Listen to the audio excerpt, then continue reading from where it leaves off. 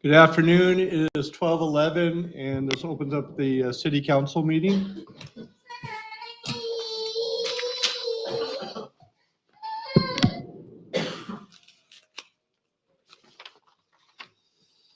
Call to order.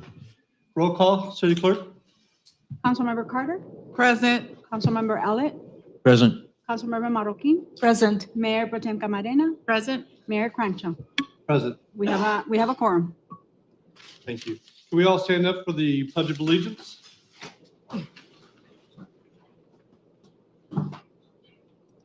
Join us in placing your right hand over your heart. Ready, begin.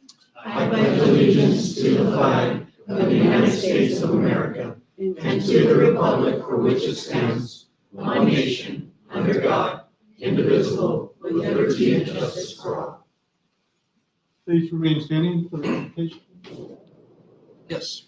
Shall we pray? Thank you, Father, again for this this time together that we have. We thank you for our city. We thank you for our state, our country. We live in the best country in the world. We pray for wisdom today to make the best decisions for our community going forward. We pray your hand of mercy on this place. We pray your hand of mercy on the hospital as well, and all the things that we have to consider. Commit this time to you, and thank you again for your kindness. In Christ's name we pray. Amen. Did I hit you? No. Okay. Did you mean to? No. I thought the back of the chair. City Attorney, do we have anything to report out of closed session? No, Mr. Mayor, no reportable actions from closed session. Thank you. At this time, I'd like to, I need a motion to add a presentation. It would be presentation 2A, would be the proclamation for the month of the military child. I need a motion, please. Make the motion. I'll second. Councilmember Carter, Yes. Councilmember Elliott, Yes. Councilmember Marroquin, Yes. Mayor Pro Tem Crancho, Yes. Mayor Crancho, Oh. and Mayor Pro Tem Camarena. Yes. I just heard the mayor part, so.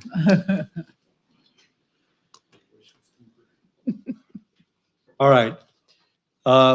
At this time, public comments. The city council welcomes your input. At this time, members of the public may address the city council on any matter not listed on the posted agenda. Pursuant to the Brown Act, no action will be taken on any issue brought forth under public comments. We ask that you please complete a speaker slip and submit it to the city clerk prior to the start of the meeting. Although you are not required to identify yourself, this information on the speaker slip assists the mayor, and that all persons wishing to address the city council are recognized, and our city clerk in preparing the city council minutes. Unless the mayor extends your time, there will be a 3-minute limit for each public presentation. Any information provided on the speaker slip is voluntary and will be used as public record. Do we have any blue slips? Looks like We don't have any, but I believe they're filling one out. I see that. We'll wait here. Do we have a on Nobody on Zoom, no. Zoom? Okay, thank you.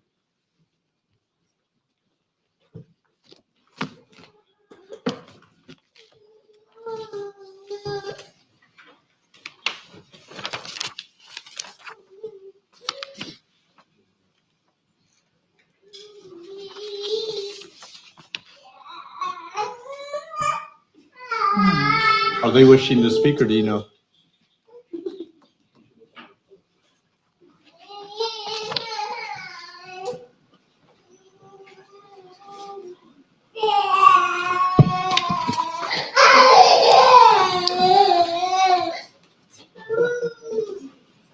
That's music to my ears right there. So. I know. I think that's your first 2 public comments.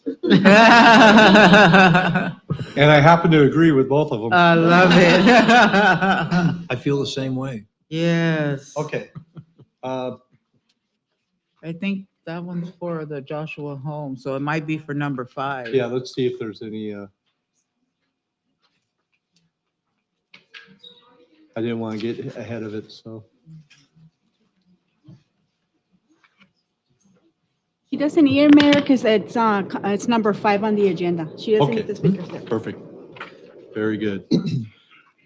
All right, presentations and announcements. If I could have Ruby and Neda from the City Library step up. We'll do a presentation. It's National Library Week.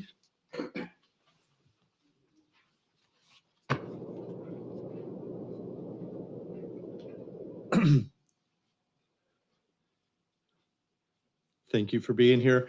We'd like to provide our city library a certificate of recognition for National Library Week. This year's theme is Find Your Joy, celebrates the many ways libraries bring curiosity and creativity and connection to our community. It encourages people of all ages to explore the library and discover what brings them joy, whether reading a book, learning about something new, or joining a program. We extend our sincere appreciation to our library staff and for their continued efforts and dedication in helping our community learn, connect, and find joy at our library. So thank you very much. If there's anything that you guys would like to say? Just thank you, council, and everyone here and everyone that supports libraries. It's because of you and our community we are able to serve everyone. And the more people come into the library and learn about what we have to give, the more we have to offer. So if you haven't visited the El Centro Library, please come. Everyone is welcome. We would love to see you there. And if you're not from El Centro, any library that you support is amazing. So thank you so much. We absolutely have a beautiful library, so absolutely. Okay. Yeah, that's what I said. Yeah. Yes. We'll take a picture. Pen right here.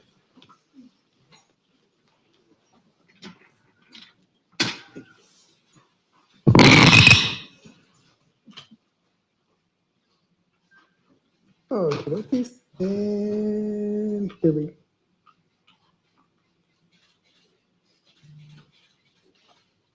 And a little video as usual.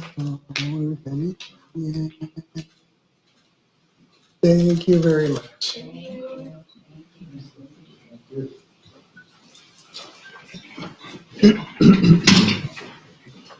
Could I say a few words just before Oh, I'm they sorry, leave? absolutely. Excuse me, Ruby and Nadia?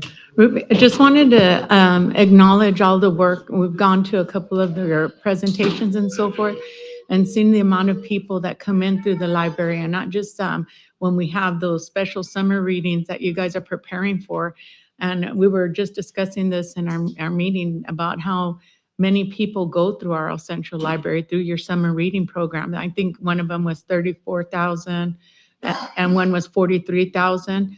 And it's amazing to see with the small staff that you guys have, what you guys are able to pull off. And I know it's not an easy feat because Sonia and I have been over there repeatedly on the number of events that you put on for our children. And I appreciate it so much. I know I speak for the council because, it's not just about investing in the future of our children. It's also keeping them off the streets and being productive, learning and about maybe who they want to become. And that's all because of the staff, because of what you guys do. You've dedicated your life to helping families and these children. Just want you to go to know it's not unnoticed, and especially know what it's like to be able, to have not enough hands and still have to produce such high volume work. And I'm very appreciative and grateful to you for doing that. Thank you so much. And then everyone, staff, we are very little staff at the El Centro Library, but we all work so hard because we care for this community. We want resources from our community, other communities to get together and realize that the library is a hub for everyone. It is. That's what we're doing. So thank you, everyone. Thank you. If you may, I failed to ask the council if they had comments, so I would like to go. Sonia, would you have anything to add to that, or? Well, I echo everything that Mayor Pro Tem said. I just would like to add that your decorations speak volume. The room talks every time you walk into it. You guys really go way out in decorating and making the facility look really nice for everybody. And everybody feels welcome there. It's a very friendly atmosphere. Thank you for what you do, and please keep doing it.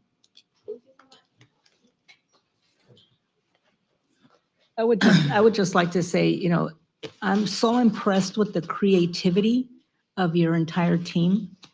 Because I know the events that I've been to, I'm just wowed each time, that I go there with, not only the way you decorate with the themes that are occurring there, but it's just, the little details, I think are what I notice. And, I truly appreciate all that you have done for the city, for the community, and the valley at large. So thank you so much. Thank you so Thank much. you. Marty? Yes, I'm echoing everyone else, but we're not only very thankful, but very impressed with the numbers that you turn out, the limited staff that you have, all of the functions that take place, and how this has become another hub of the city. We're very thankful for all that you do, and kudos to you and your staff. Thank you. Yeah, Bye-bye. Thank you. Bye-bye. very nice. All right, the second is very near and dear to me in regards to its proclamation. Chief Brent, if I get to step up, and certainly you have representation here. So if you would like them to participate, but it is National Public Safety Telecommunication Week. And so I have a proclamation I'd like to read for all of your public safety dispatchers. Public safety telecommunications demonstrate exceptional dedication, professionalism, and compassion while working under intense pressure. I'm trying to get through the glare here to protect life and preservation of property.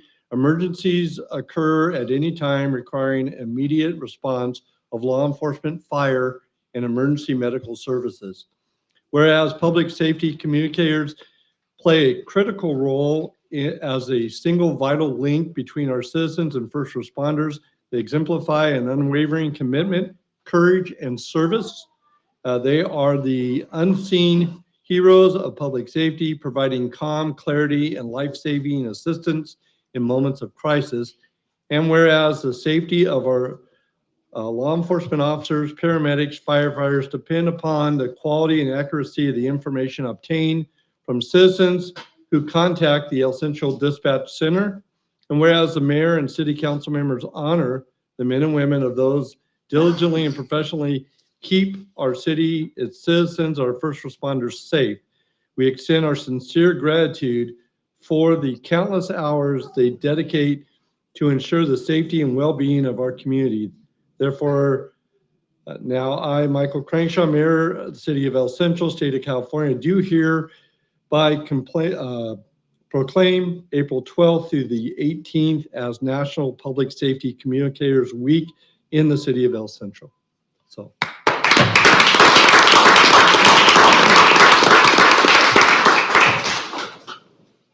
Well, thank you, Mr. Mayor and Council.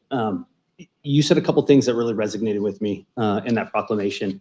The quiet professionals, right? The ones behind the scenes, the ones you don't see.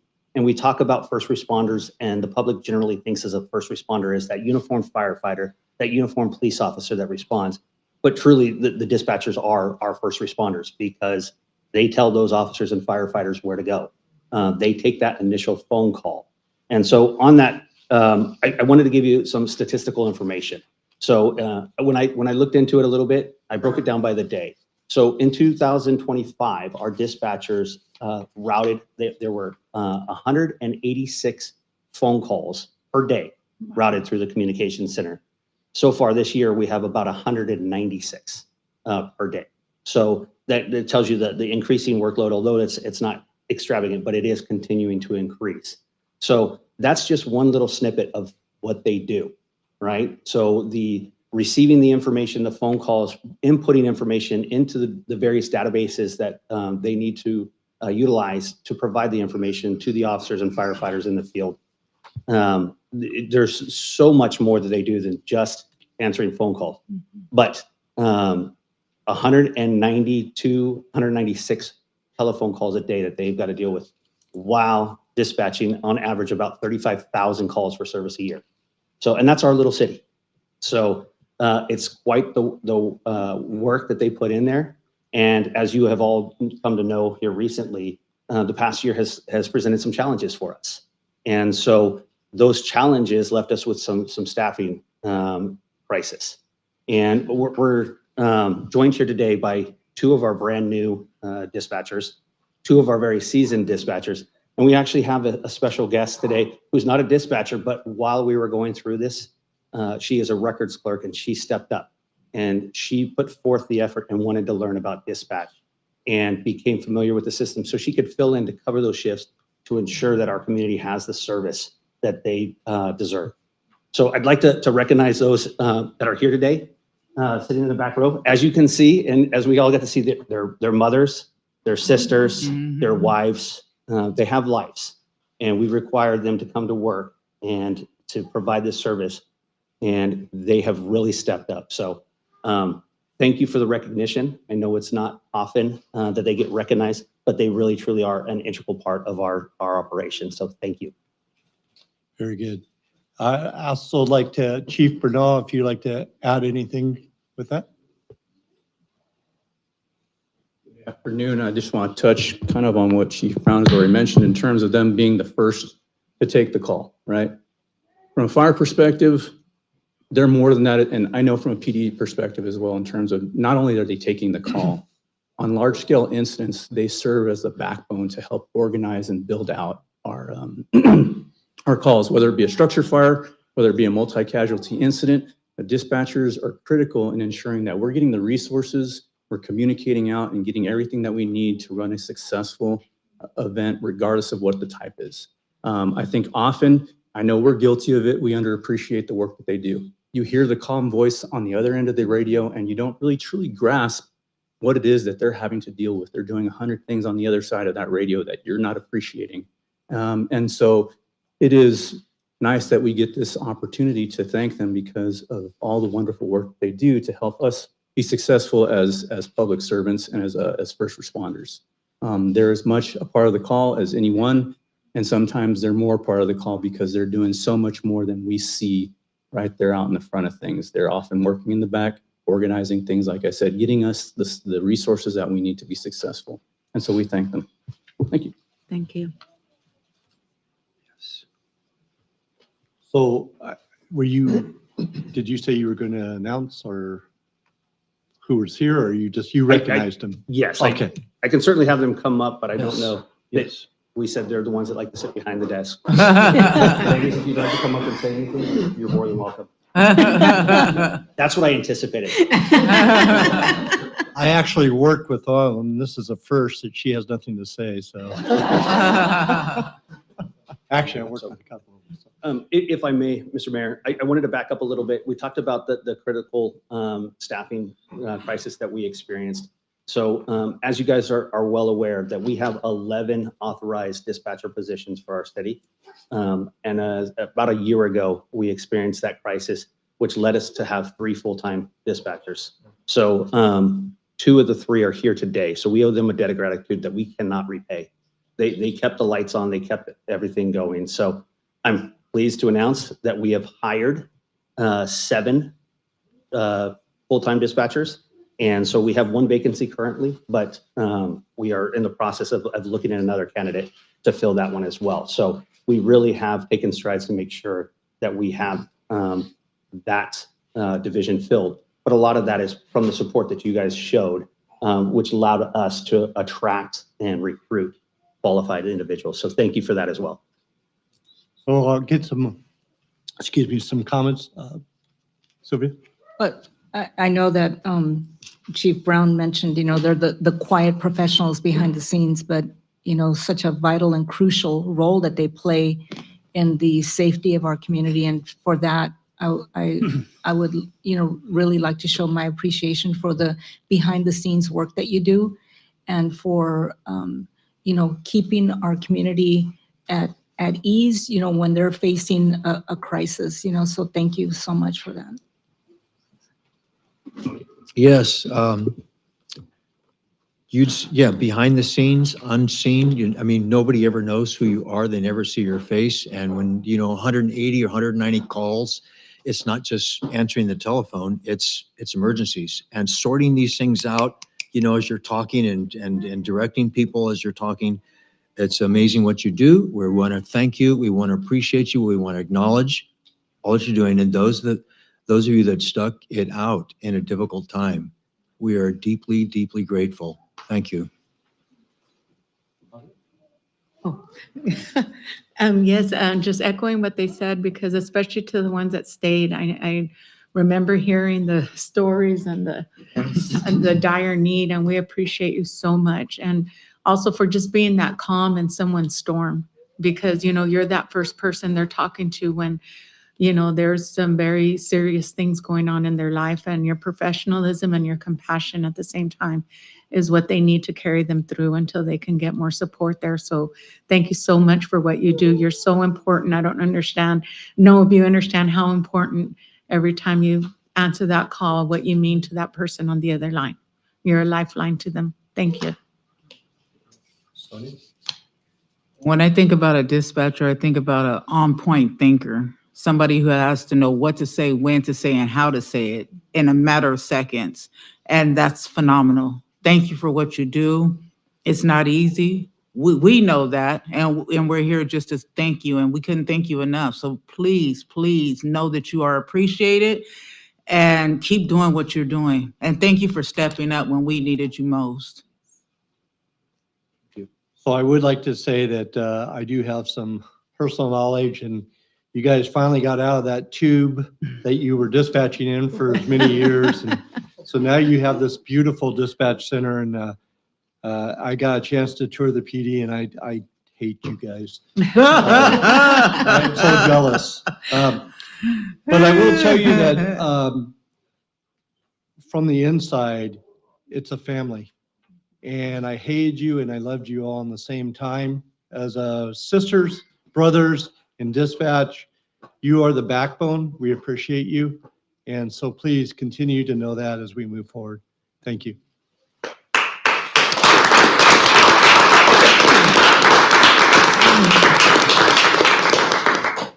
I would like you guys to step up and come for the picture.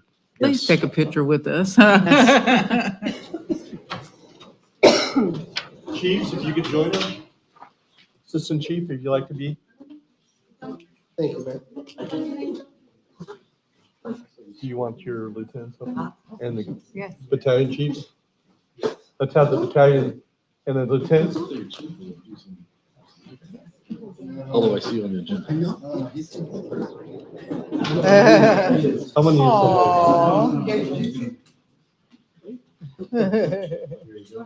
You're so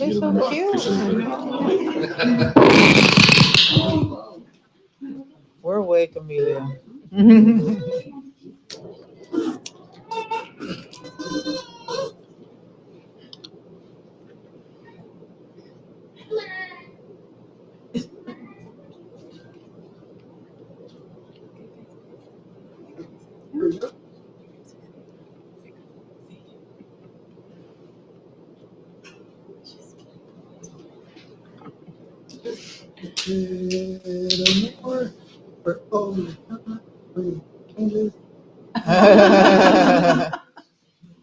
Thank you very much. So before you guys leave, also, I'd be remiss to say that there is one dispatcher that couldn't make it here. She's working, and that's my little girl. So for that, Elizabeth, this is for you as well.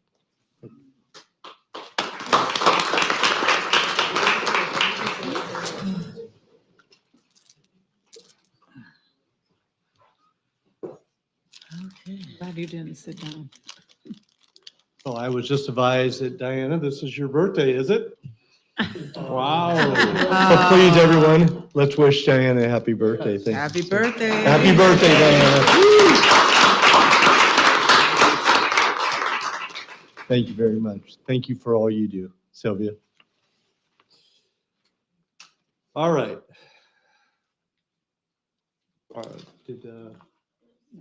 Okay, so we're going to hold off on presentation 2A. We had a late notice. that this was going to go on schedule, so therefore, if our recipient guest shows up, then we'll certainly put that back on.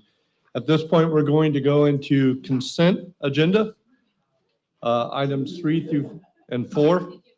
If I could get a motion. Yes, I'd like to motion to approve items 3 and 4 under the consent agenda, please. I'll second that.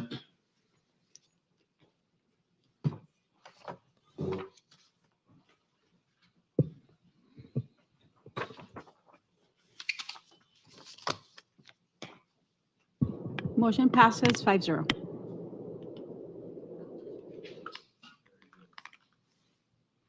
Okay, we will move into new business. Item number 5. This is the Joshua Levy Homes Foundation, and City Manager Sawyer will be doing the presentation. Yes, Mayor Crenshaw. So we have before you a request from the Joshua Lavelle Foundation for a donation to support their 3-on-3 basketball tournament coming up. It's to be held April 25th here in the city of Centro at the Southwest High School Gymnasium. It's fun for all. They're looking for teams.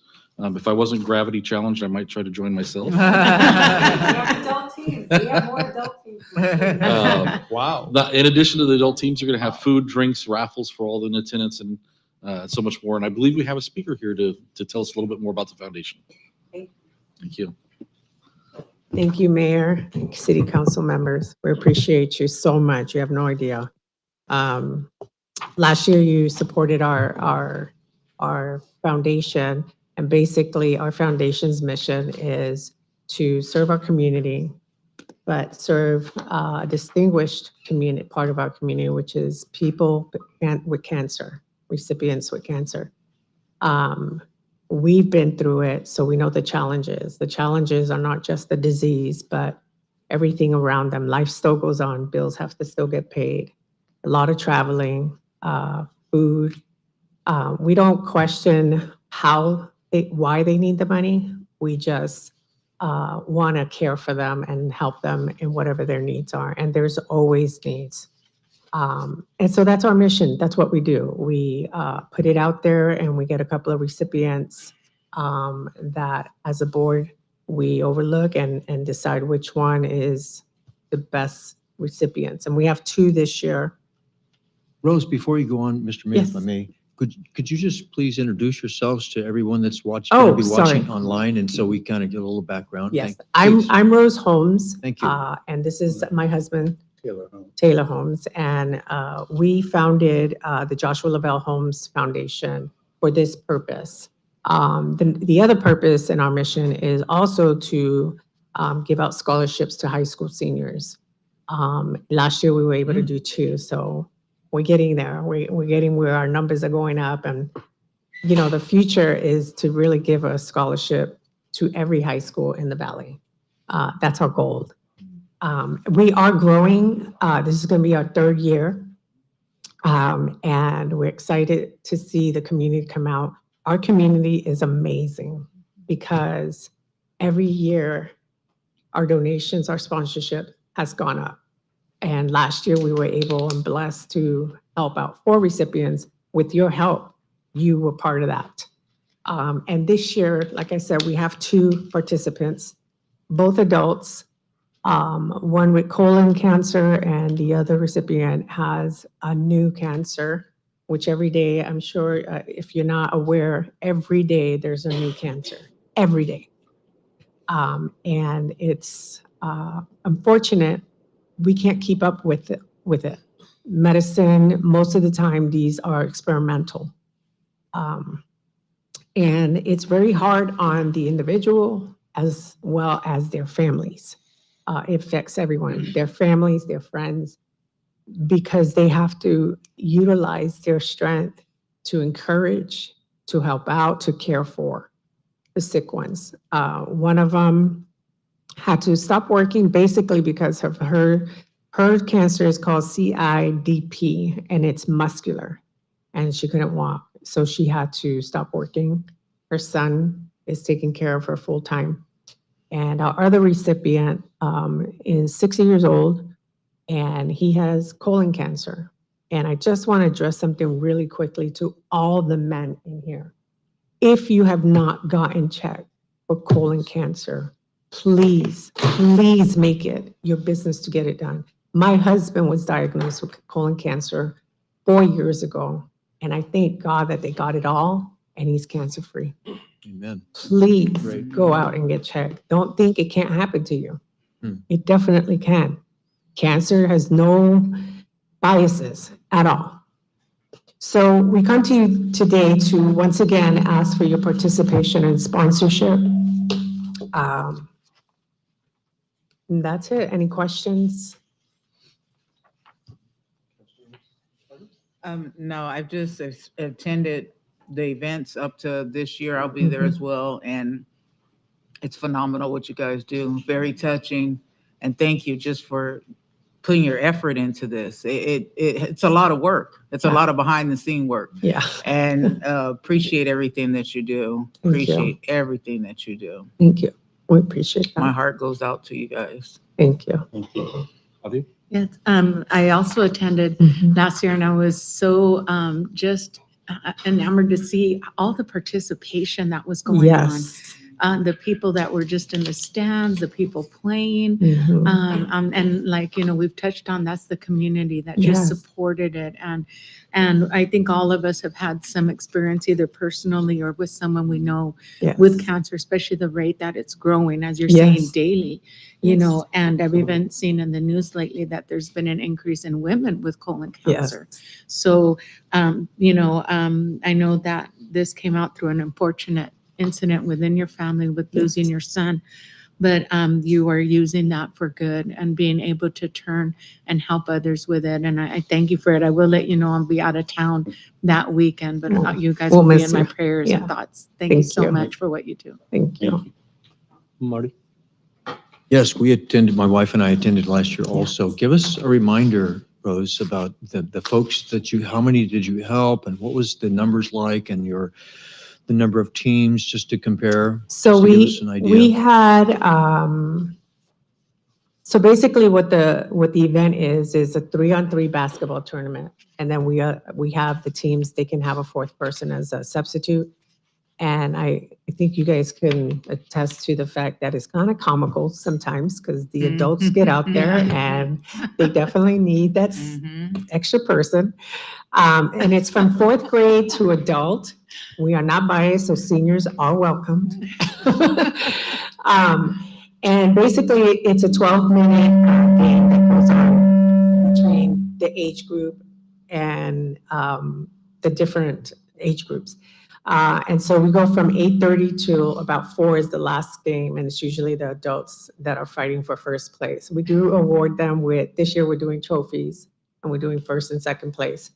And then what happens with the recipients, last year we had 4. 3 of those 4 recipients were children under 10. And then we had one woman who was doing really great at the time of our event. So we were so excited for her. Unfortunately, we lost her in August. It just got too aggressive and the medicine wasn't working. That's a hard pill to swallow. Because we're always hopeful that they're going to make it, but there's no guarantee. So it's an honor to take our tragedy, our experience of losing our son, to be able to participate and help somebody else go through it, because we know exactly what that path was. And they come out. We ask community vendors, food vendors, to see if they want to participate with us. So we have food. We also do raffles. We go around and ask businesses for raffle gifts or gift certificates, and we raffle those off. So everything that comes in, 90% of it is used for the donation. And we try really hard to get the sponsorships so that it can help us with the expenses.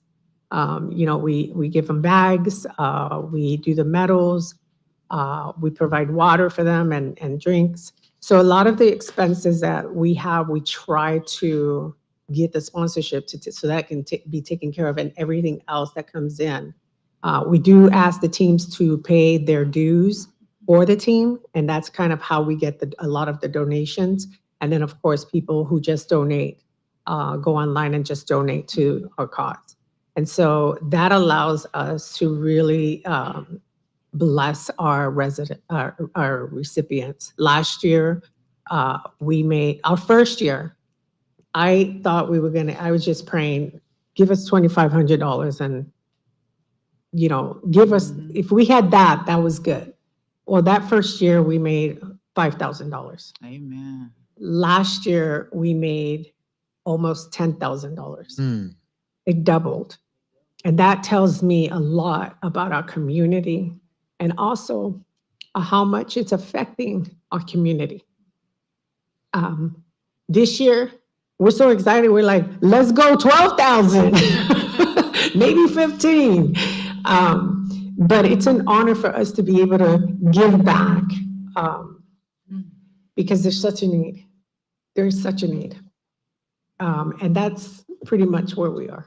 Thank you. We just really thank you for what you're doing. We can see, obviously, this is a great undertaking, very successful. We're thankful Yes. for our community, but we're thankful for community leaders that are wanting to help our community. Thank you. Thank you so much. Thank you. Appreciate that. As I'm sitting here, because I personally am a cancer survivor, and I commend you for carrying on your son's legacy and to bring awareness, to this disease that sometimes is curable and sometimes it's not. And we are truly blessed that we live in this day and age where modern medicine, can treat many of those forms of cancer. But even then, it's just like we still have those that were not able to survive that. But thank you for the advocacy work that you're doing, because this is, and not only that, but also to bring some joy to the community. Yes. Through your event.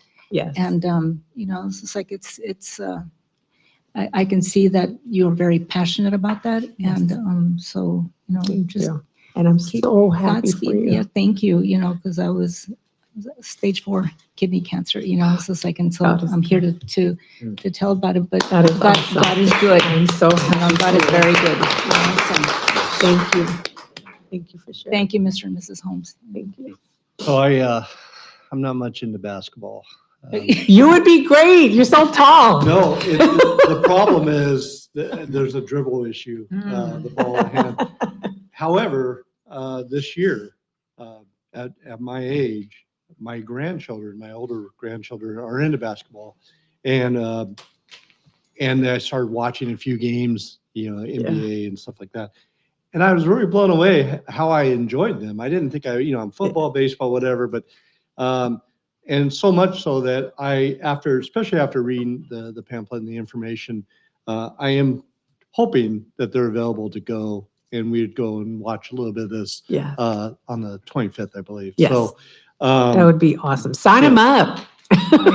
actually, that We may- need more teams. Sign them up. Yeah, I would be the comedy part of that, but they would certainly probably enjoy that. Be the fourth. Yeah. You're not in there that long. I'll pass them the ball. So, but thank you very much. It does mean a lot. I know that there's a little bit left on this. Do you have more to put down the presentation? Okay, so do we need to cover? Yeah, we need to vote for what we're giving. Yeah, so we looked at our funding that we have a couple requests that are also in the queue, but we definitely would recommend to sponsor for $500 if that would be. Thank you. And so I would look for a vote by council to move forward with that. I'll move to approve. I'll second. Thank you so much, Mayor and City Council members, and we appreciate your backup. We do. We appreciate it so much. Motion Sir? passes 5-0. Thank you very much.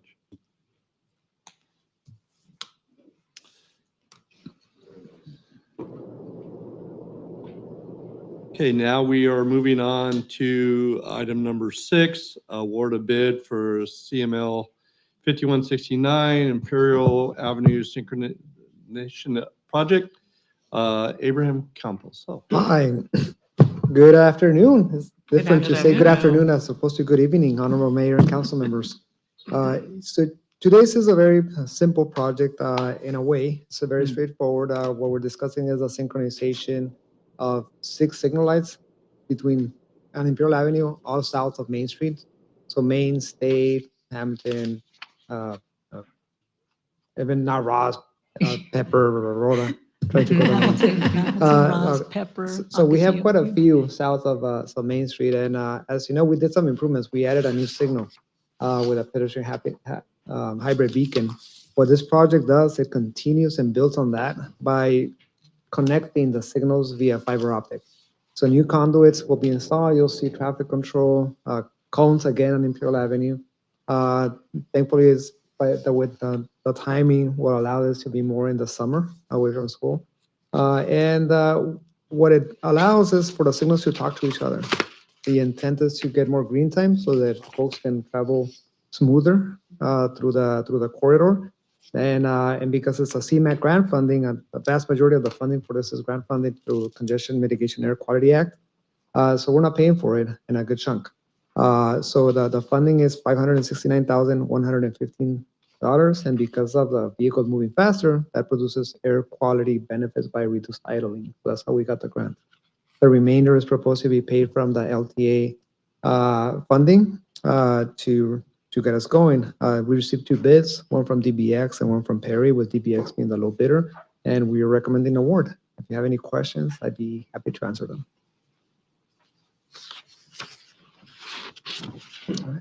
No question. So, thank you. I was able to work through my problem yesterday. That's why I didn't reach out to you. So I did some different numbers that came up. So questions, council? No. Okay. So this is a action item. So we're looking to approve, correct? Yes. All right. So I need a motion, council, for. I'd like to move that we adopt the resolution for 2026, whatever the fill in the blank. A second.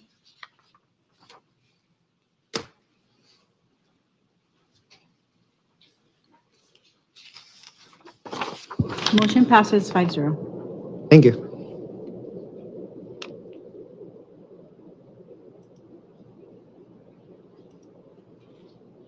On to number 7, approval of professional service agreements with Westnet.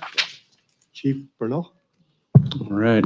Good afternoon, Mayor and Council. So the item I bring before you today is a request to authorize the city manager to execute a professional service agreement with Westnet for the installation of a fire system alerting for all 3 fire stations. Just a little bit of background on this particular project. It was part of last year's capital outlay for allocation for expenditure for fiscal year 26. So it has already been approved and funded. This equipment has already been procured and is delivered and sitting at our stations awaiting installation. The agreement is the last step in order to move forward with the process. Once again, it's not a new project. It's something that we've been working on, and this is just the last step. But just to give a little bit of insight into what this is, it's new alerting systems for all 3 stations. And when I talk about alerting systems, I'm talking about the tones and how we receive the calls through dispatch.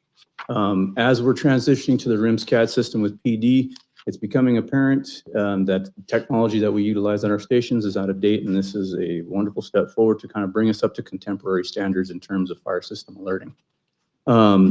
Couple of nice features with this is there is an automated dispatch component, so the dispatchers actually just type in a couple of words, bring up the necessary information, and an automated voice actually tones this out. It does reduce a little bit of workload on their side. In terms of the communication aspect, one of the other portions of this that is really close to my heart is that this system features heart saver tones.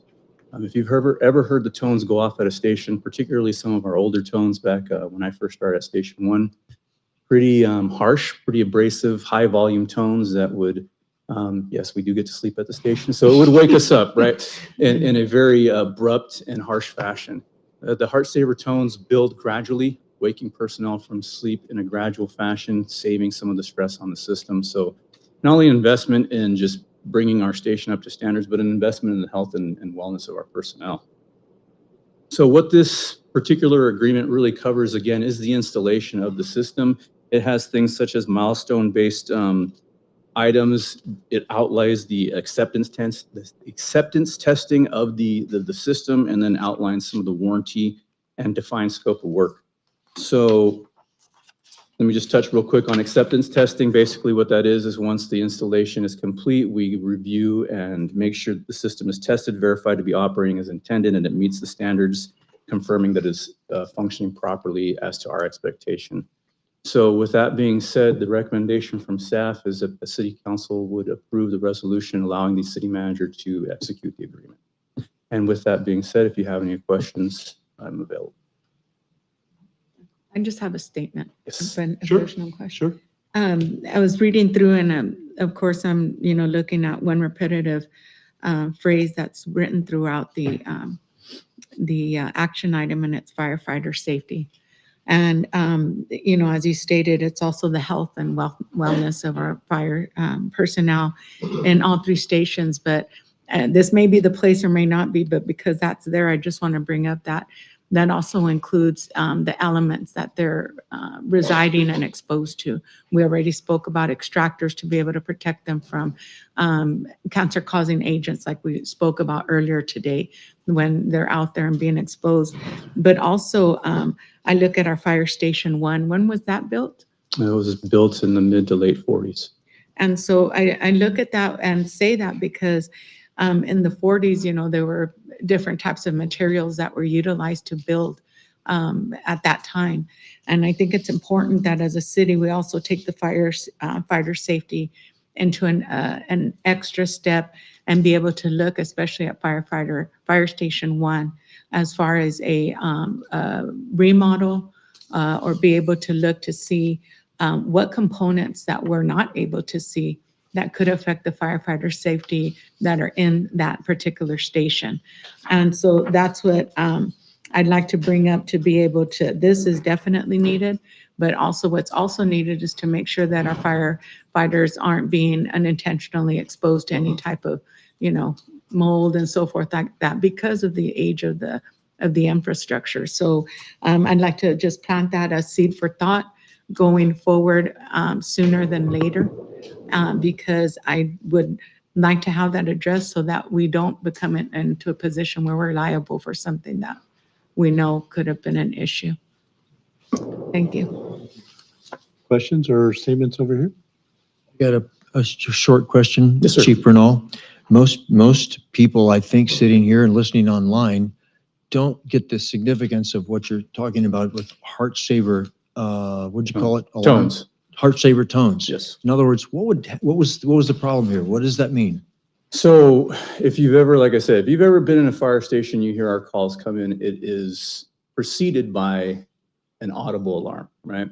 And so that's what we call our tones. And depending on the station, depending on the type of the call, the sequencing of the tones is a little bit different. What I'm talking about here is the way those are delivered. Specifically, like I said, when I first started, it was a loud, harsh single tone that was metallic and would just pierce right through your heart, right? I mean, heart saver, it's kind of, not to say ironic, but it hits close to home because that is what in fact it's doing, is it is saving your heart because you're going from sleeping to being woken up after a long day's work. There's no telling what you did that day. You're in various states through sleep to be going from that rest to being woken up abruptly. The decibels in terms of the volume of the tone, the way it is coming across, like I say, metallic, all the lights in the station turning on, now we've gone away from that. We have red lights to kind of ease the impact on you visually, but the heart saver tone specifically, it is a gradual build. No longer is it going to be something that just comes across full volume, blaring and scaring you out of sleep or scaring you just in general when you're awake. I mean, those things can catch you off guard. So it is a slow, gradual tone that builds appropriately. And when you are sleeping, it wakes you up a lot more smoothly, a little less Healthier. violent. Maybe healthier. Yeah, a little healthier, right? You're not going from your heart beating at 40 beats a minute, sleeping to 150, and you're trying to figure out what's going on. Exactly. That's what I was getting to. I mean, some people actually go into VTAC, ventricular tachycardia, by the tones, the old tones. Yeah, absolutely. I And- know that there's been some correlation with firefighters who do suffer a lot from atrial fibrillation. Yes, And there has been some correlation to the tones and the effect that they have on the heart, yes, yes, yes. directly relating to them developing AFib through their career. Thus the name Heart Saver is Yeah. really valid. It is true to the name. Thank you, thank you. Just wanted to get that across. Thank you. Thank you. So this is actually a learned behavior because parenting, dad used to come in and kick your bed until you get the trash out. That same way, so. I did have an opportunity to take a look at this. I had a chance to speak with you yesterday. I'm excited that, like all projects, that this one is approximately 8,000 under what the number was. Yes. So I think it was bid out 414. We're looking at this 408. And then this does interface with the PD's new system, which is perfect in line with that. So I think that's an extremely important component as well, especially for the public. Prior to moving on to the vote, we do have a public comment that came in through Zoom. I would like to offer that comment. I can't see the name. Is it Martin? Martin Nunez? Yeah. Mr. Nunez? Yes, hello, good afternoon. Thank you for letting me make a comment today. Okay. My question is based on agenda item number 7, what was just talked about. And well, first of all, I wanted to mention that approving the agreement with, well, WestNet LLC and implementing the modern first-in alerting system would most likely reduce turnout times and automate the CAD integrated dispatch, and it would help ensure a faster and more reliable emergency response for the citizens of El Centro. And that's very critical for community health, safety, and welfare. And I just wanted to ask, what would be the next natural step in improving the public safety and taking preventative measures? And would any other departments necessary for community health and safety receive such professional services? Thank you. So I can address some of the components, and he's talking about what might be a next step to improving. Perfect. Thank you. Yeah, absolutely. There's a vast multitude, right? And this is an example of one, and this kind of gets lumped into, embracing technology in terms of improving our ability to respond. Like he hit on reduced turnout times, improve firefighter safety. I think we touched on how that happens. Obviously, if we want to take a broader approach into what we do to improve, it goes down to staffing, it goes down to added locations, how we can get to the city and the citizens faster within the community. Do we have the manpower necessary to provide an effective response force to the types of incidents that we incur in the city? Those are some of the big steps that we can take and have been identified through various ratings of the city in terms of our ability to provide response based off a geographic location. Thus, you'll hear me talking about the implementation of potentially a force station as a project that I'd like to see happen. Also, again, with the force station comes increased staffing. So it's, can you throw more bodies at the problem? It always improves the outcome because it allows you to divide and task out more responsibilities more efficiently and effectively. Along with that, like I said, the implementation of technology, this being one, the RIMS, again, kind of pairing up with this improves the ability and the reliability of how we get dispatched, right? So technology, and then again, the infrastructure and the personnel. May I just touch back? That reminded me, I had just a clarification question. I believe I heard you say that there's an automatic message that comes out. Yes, so it's automated tone or automated voice dispatching. So before, right now, currently, when we get the tone, the dispatcher alerts the station, they get on the radio and they broadcast out over the station what type of call that we're incurring. And this model that we're transitioning to, as a part of their procedure, as they're entering information, they can pull a drop-down bar and they can choose from 157-ish different codes in terms of statements, right, that match the type of call that we're receiving. They type in the first few letters of what the incident is, structure fire, STU, STRU, and then it brings up all the choices for structure fire. What type? Is it a single family? Is it commercial? Is it a dumpster fire? So on and so forth. They choose the appropriate action, and then an automated voice then dispatches us out. So it saves a little bit of radio time for them on the front end of our call. Okay, great. And that's what I wanted to know. So that just the automation portion is to you guys, but that doesn't interfere with the caller versus dispatch. No, They not at all. stay person to person. Person to person, Great. and it just saves them having to get on the radio and Okay. tell us that initial tone out. Okay, thank you. Very good. The speaker still has some questions, Mayor. Go ahead, Mr. Nunez. Thank you. I just wanted to make a quick question. I thought the answers were great and it really did answer my question. And I just wanted to ask if there was a way to get maybe like an email confirmation of my comment, because I'm a student at SDSU, Imperial Valley, and one of my professors requires us to participate in a local city council meeting, and I thought this was a perfect situation and agenda item for me to ask a question on.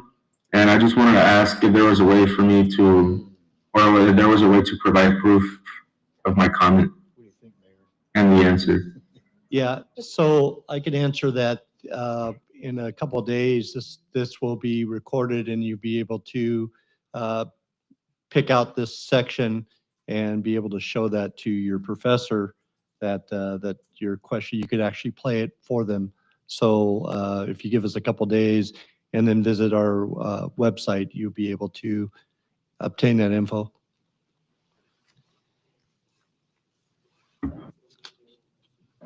Thank you, that's perfect. Have a nice day. One second, Mr. Nunez. He said Mr. it'll Nunez? be available today because we're also on Facebook Live. And that's, As you can tell, me and technology are friends. Apparently, we're on Facebook Live and that it will be available for you today in case you happen to run across your professor this as soon evening. as the meeting is over, it'll post onto Posted. our social media. We're going to come to your house. Very funny. No, we will have that information available to you real soon, sir. Okay, yeah, that's perfect. Thank you very much. Thank you. Yeah. That's funny. Strong. Because we need to make a vote on this. So Yes. I need a motion, please. I will motion to approve item number 7 for the professional services agreement with Westnet LLC. I'll second.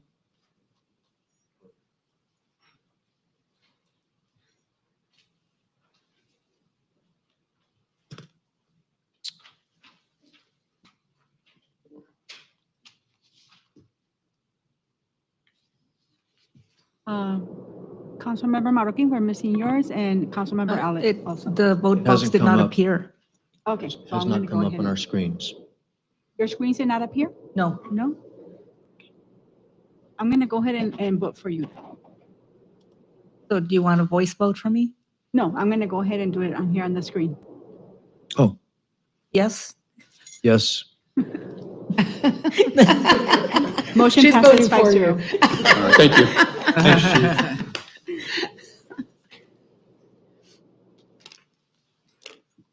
See, you don't have to, okay. All right, number 8, operational update for El Centro Police Department drone program. Lieutenant, that's not Lieutenant, You can call me whatever you want, man. I've been called worse. Renee McNish. I think you just increased it. Maybe. That was a compliment at that point. Well, good afternoon, Mayor, members of City Council, Acting Deputy Chief Renee McNish with the El Centro Police Department, and here to provide you with an operational update of our drone program.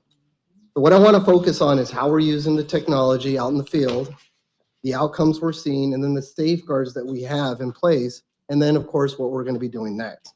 At its core, this program is based on a simple idea or a simple concept. When officers have better information before they act, it translates to safer outcome for everyone involved. But before I get into the details of the presentation, I wanted to play a short video that was created by our audio and video specialist, Emilio Reles. I know you can hear me, sir. And Detective Richard Gabat. And I also wanted to take this time to say thank you to the both of them because they put in a great deal of effort into this video and I truly appreciate it. The video is going to give you a real world view of what this program does for the El Centro Police Department and the impact it's having on our officers and the community. So without further ado, video please.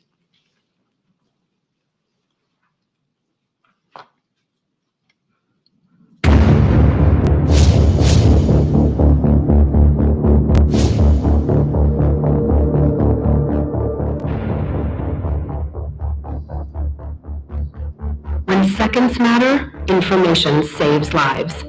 In law enforcement, the ability to see clearly, respond quickly, and act decisively can mean the difference between safety and tragedy. The El Centro Police Department's Unmanned Aerial Systems program is transforming the way we protect and serve our community.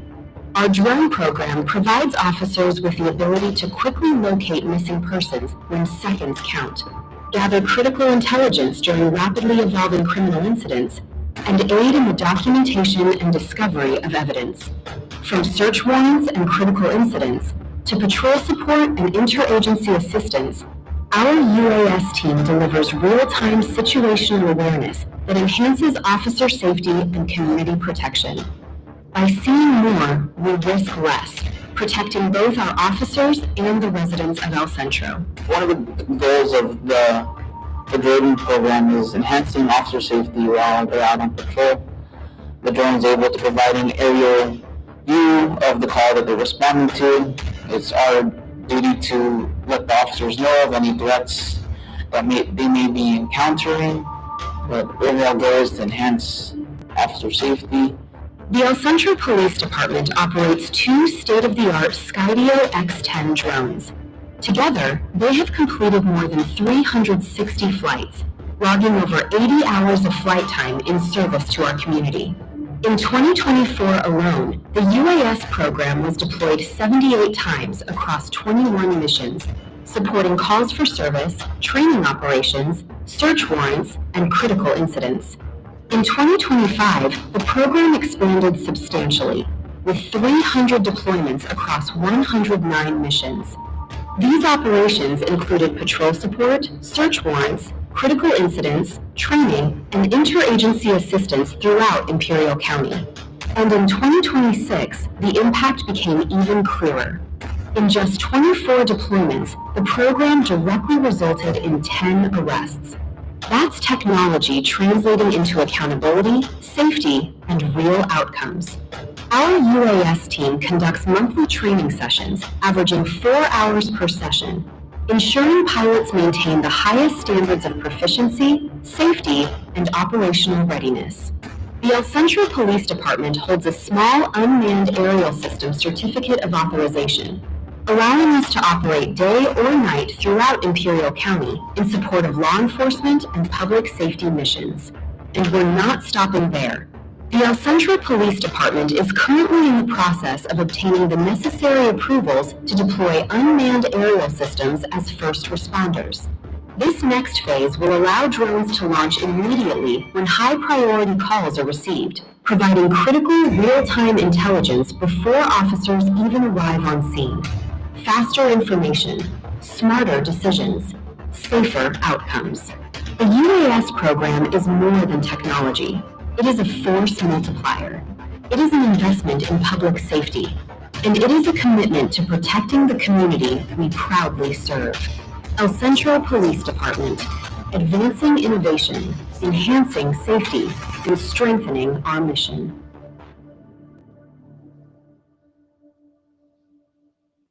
Thank you. And thank you, Emilio, for putting this video together. Really appreciate it. So as you can see, the program serves as a force multiplier for patrol and critical incidents. It allows officers to evaluate situations from a distance before making contact, and that significantly reduces the risk. All operations are governed by the FAA and Department Policy 606, ensuring that we operate within constitutional standards, and then, of course, with clear oversight and accountability. I apologize for that. We can put it on presentation mode. You got it?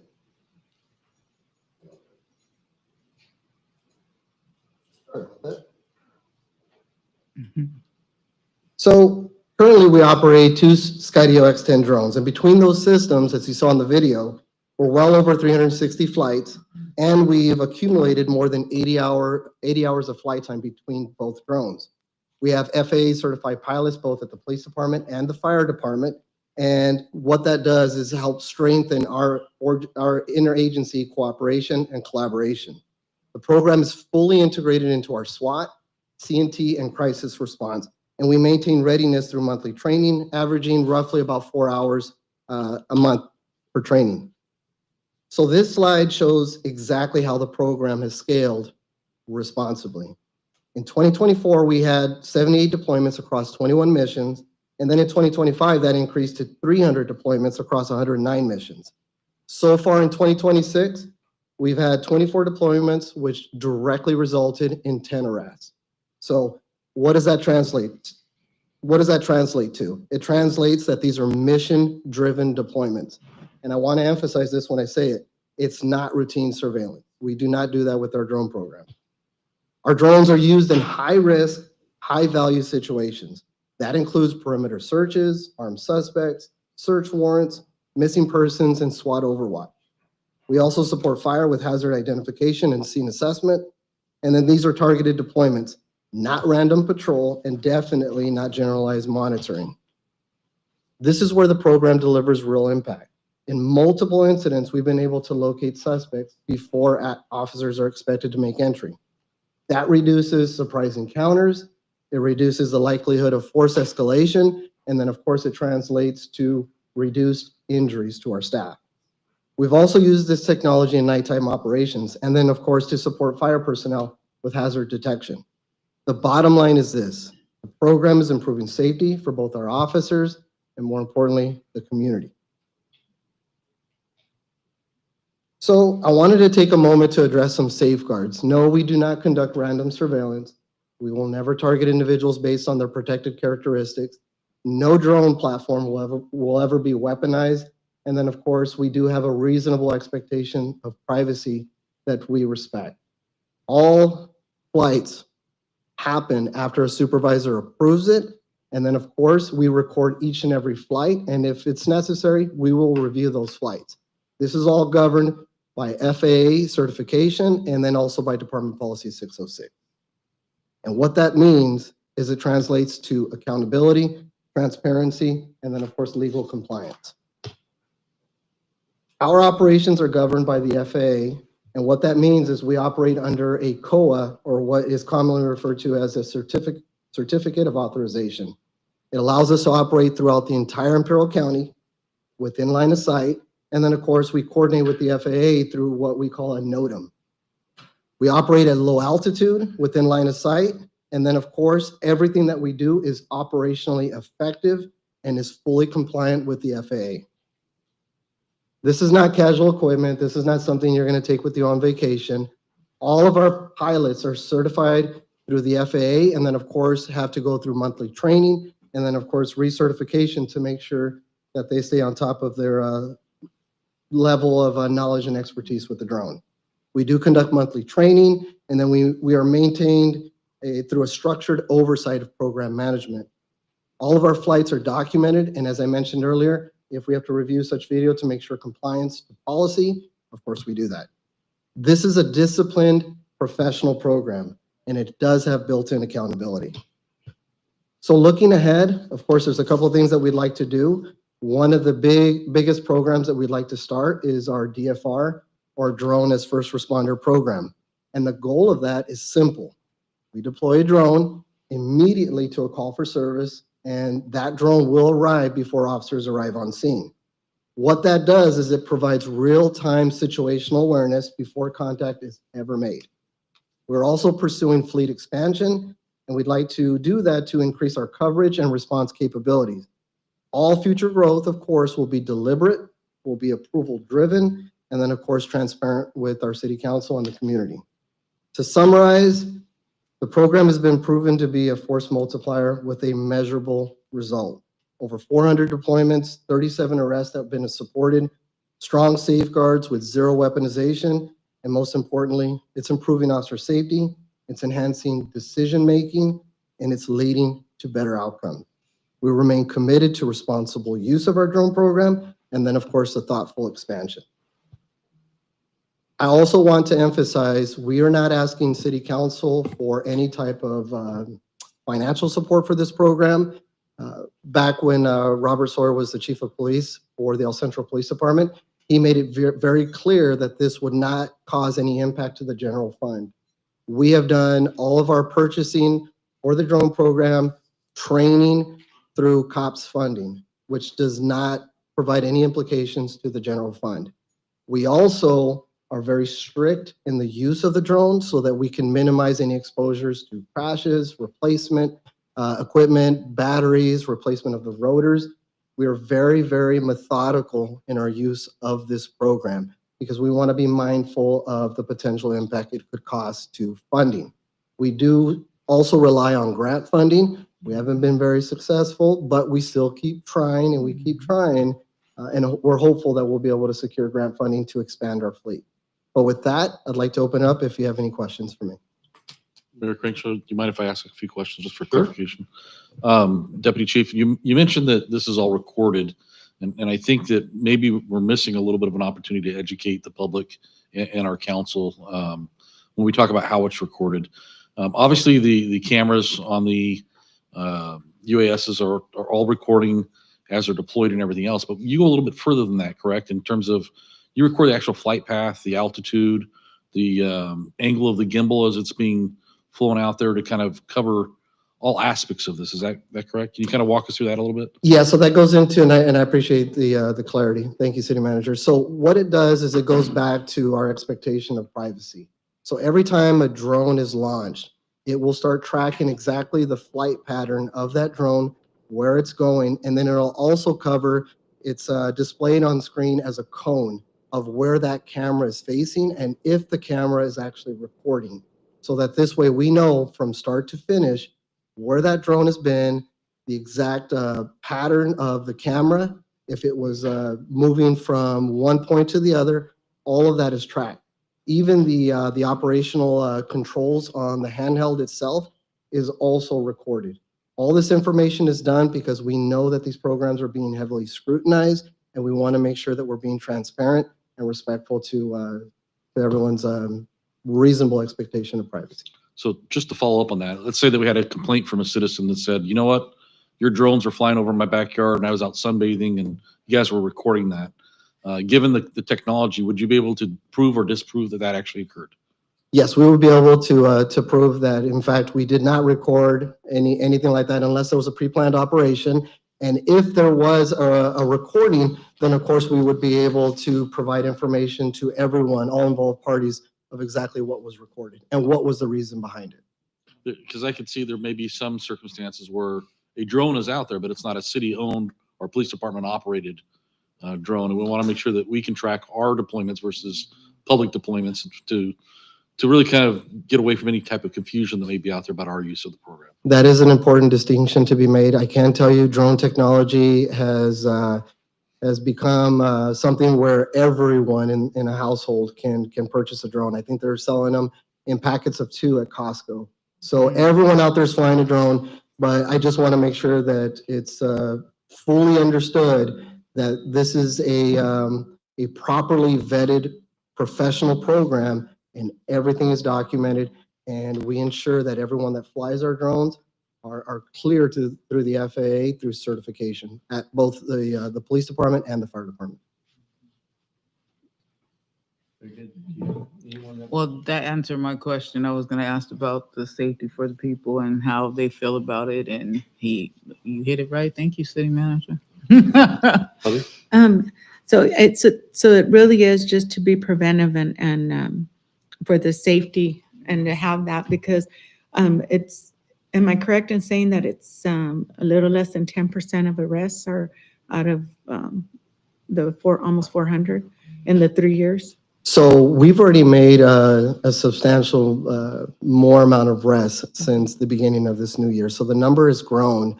But what I'd like to make sure I emphasize as well is this is not a tool that we use just for enforcement. We also utilize it to locate missing persons, anyone that's suffering from any type of if they get lost or if they're kind of not knowledgeable of their surrounding area. We've used it to locate missing people. So it's not just a criminal element where we're trying to locate people that are Do you have subject to those arrest. numbers too, or I'm just saying because I know I'm just looking at the rest from 24 to 26, it's 37, so that's about a little less than 10%. So you do use it for other issues as far as finding people and so forth, because I want to make sure that they understand that it's everything that you wrote, because if we go based on arrest only, it's, you know, it's less than 10%. Yeah. For 2 full years and starting this one. Yeah, so it's meant to be a crisis response tool, and if that crisis response is driven about some sort of a criminal activity, then of course we utilize it for that purpose. But if it's also for life preservation to locate someone that's involved in a collision, or if it's used for scene documentation, or if it's used to locate a missing child or a missing dependent adult, we'll also use it for that as well. Okay, thank you. No, not a problem. Chief, you want to add? Yeah, if I could, Madam Mayor Pro Tem. So one of the things that I think is really important to recognize is that the arrest is just one component of it. And I can give you an example. Just yesterday, officers were dispatched to an apartment complex where it was reported that an individual was demonstrating signs of intoxication and was armed with a handgun. And so prior to their arrival, they were able to fly the drone, figure out exactly where it is. But that's really the key component, is the officer safety to it. They're approaching this situation now, and ultimately it was proved, and I know it's a shocker, but whoever called the police lied. And so we're responding to these false reports, but it also helps to kind of navigate those calls as well. So that's why you see that a lot of these won't result in arrests. Okay, thank you so much, because they're more preventive to make sure for safety, and then also to. It's a very well-rounded program. Okay, thank you. I just would like to commend Deputy Chief McNish on an excellent presentation. Thank you. That was all Emilio, And to thank thank you. Emilio and all of and your officer, I can't recall his name, but you know, it's quite impressive.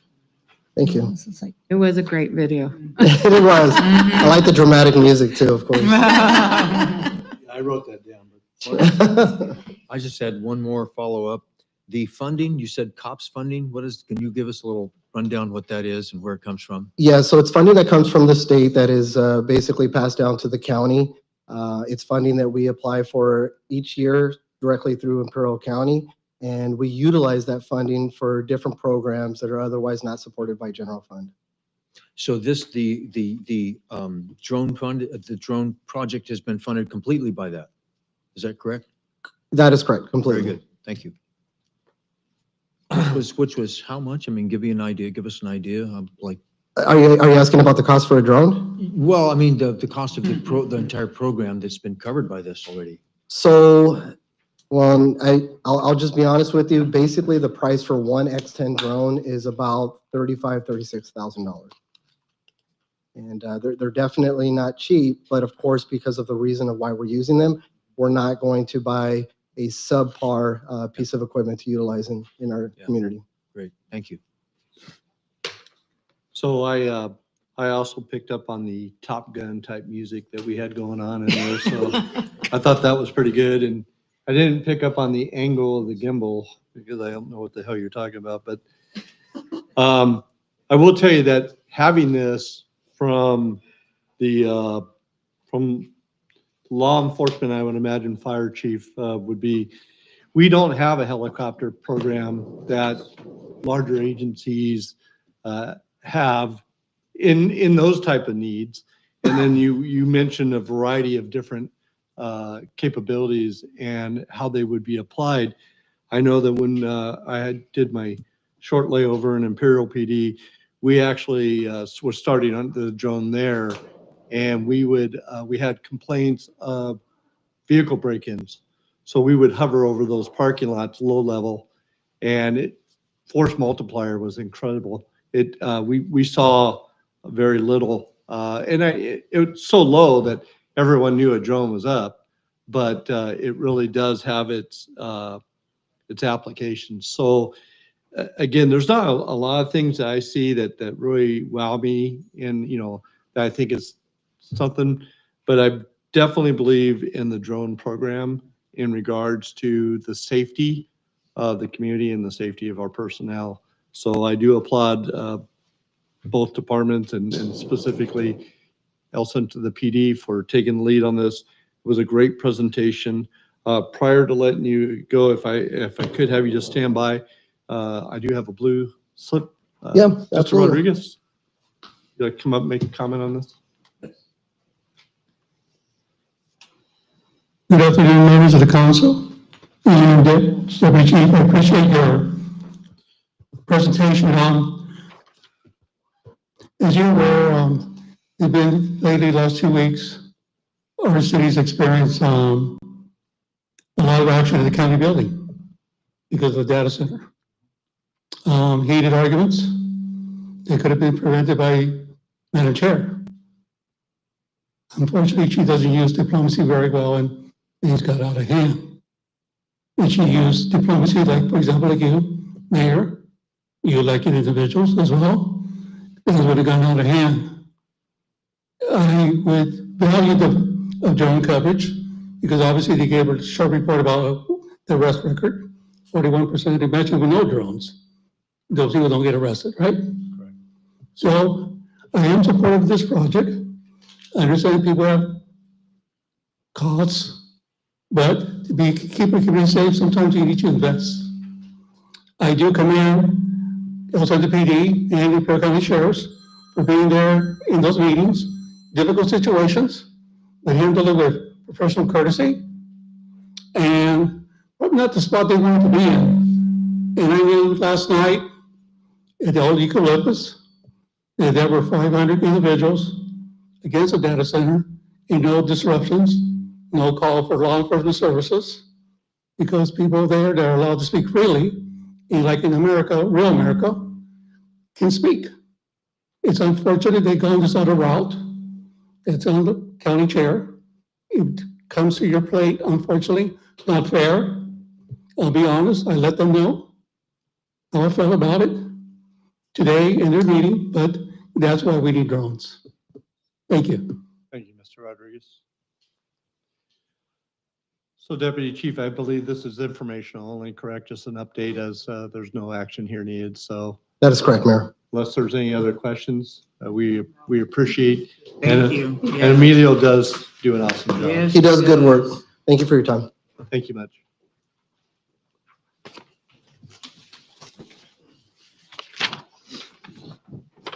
All right, one of many. Number 9, the discussion, necessary action regarding the communication site lease agreement with Rural Fiber. Adriana. Fiber.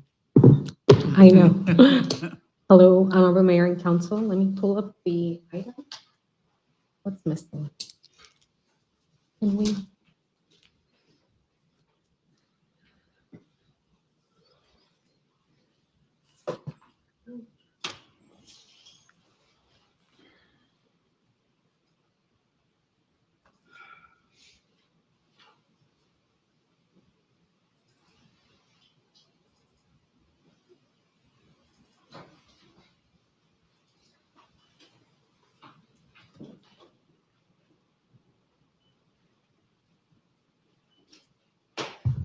Excuse me. So the item before you is a lease agreement with Vero Fiber. You may recall a couple of months ago, we had a presentation from Vero, and they are interested in leasing a portion of the Buckland Park Parks Yard. It's about 1,200 square feet. It's the area before you in the photograph. And they will install a couple of components, and I have an image of that as well. The leased area would be solely for their use, and they would fence that and add a gate as an access point. And you can see that the access point would be off of the alleyway that abuts the park yard. This is the zoomed in version, and then this is a little bit more zoomed out. You can see it's a relatively small area in comparison to the size of the park. So moving on, this is what the facility would look like. It would be hidden. It's not a beautiful facility. It's generally a cabinet that's housed. And the space is about 15 by 30 with a 10 by 20 building, so about 200 square feet. There is a space for a generator, and it would need access to commercial power and natural gas, and they would be responsible for the provision of that. So they would also be responsible for all building permits, construction, maintenance, and all applicable laws. The agreement is for 15 years, and I've included here, it's 200, but it's actually 250 per month. And council can opt to request more if that's the request of the council. And they will be providing internet at the facility, which is fiber internet. Right now we have a Spectrum, so they would be providing that free of charge. And the amount of that, what it would mean to us, it would be $200. So an additional $200, that's the cost of that service that they would be providing free of charge. And then any questions or comments before I move into recommendation? We did review this with our city attorney, who provided some comments as well that we spoke to Vero about, indemnification agreements, different clauses that we weren't amenable to. And in the end, we informed Vero that it would be on the city's terms. It's a small portion. We think limited risk generally, but here for the council's input. So I did have an opportunity to ask, but I want to get it on record. A few of the questions that I asked, this is obviously the equipment is been looked at, and for perimeter neighborhoods and for our, is it safe? And that was the equipment that you were shown there. Yes. Also conducive to our existing city equipment. One of the concerns I had was the placement of that equipment doesn't restrict flow to current or future access. And then finally, one of the things, the main one I was trying to, it wasn't just for this park. And I was trying to figure out what we had the need to have that type of internet. But then when it was brought to me that for our camera usage in that area, which would enhance that greatly, then the lights came on a little bit. But if you could just talk a little bit about how this equipment, where it's located, is not going to be a restrictive issue. Yes, and Jeremy McDonald is listening on Zoom, and he can provide some input on that. He works with Vero Fiber, and he's best equipped to answer the question regarding equipment, any potential emissions. And so, Jeremy, would you opine on that? Yes, and just to make sure y'all can hear me correct. Yeah, Jeremy, if you could just hang on, because we have a secondary piggyback question that you may be able to knock out both at the same time. So Yeah. Definitely, yes. Yeah, so it's about the access to the natural gas line. If my understanding is if you guys can't access that there'll be a 250 gallon installation of some type of gas there. I'm sorry, Jeremy, can you answer that question? Not a generator. No, not the. Yes, so if our first response, our first goal is to get just a natural gas line, because what it does is it basically would give us, it charges our backup reserve. So if we lost power, the natural gas would feed that and allow us to keep running if we had any issues with power. If we cannot get natural gas to that location in a practical, cost-efficient manner, we've kind of looked at where the gas is coming from, and we're finding out that it might be actually from the other side of the homes that are on the east side of the location. If we cannot do that, then that's where we would need to install a propane tank just to have that backup for that continued usage of our power if we needed, if there was a power outage. But to answer the other question, the backup reserve runs about the sound of an outside house AC unit, so it's very minimal producage of a sound, I guess. Yeah, it's very low sound. Is that That- I think you froze. Answer mine, go ahead. Okay. So I want to go back to the subject of the terms and conditions of the lease, where I want to get a clarification for myself on the installation, possible installation of the 250-gallon tank. It says if connection to natural gas is not feasible or cannot be completed at a reasonable cost. What is reasonable cost?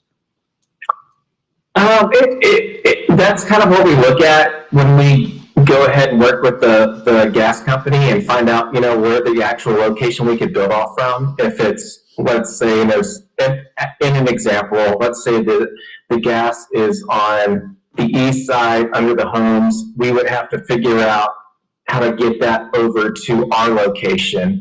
So if it's, let's say it just comes out to $50,000, then we would go with the propane tank. But if it's, like $1,000 to $2,000, then we would go ahead and just have that gas ran to our location and have that installed there.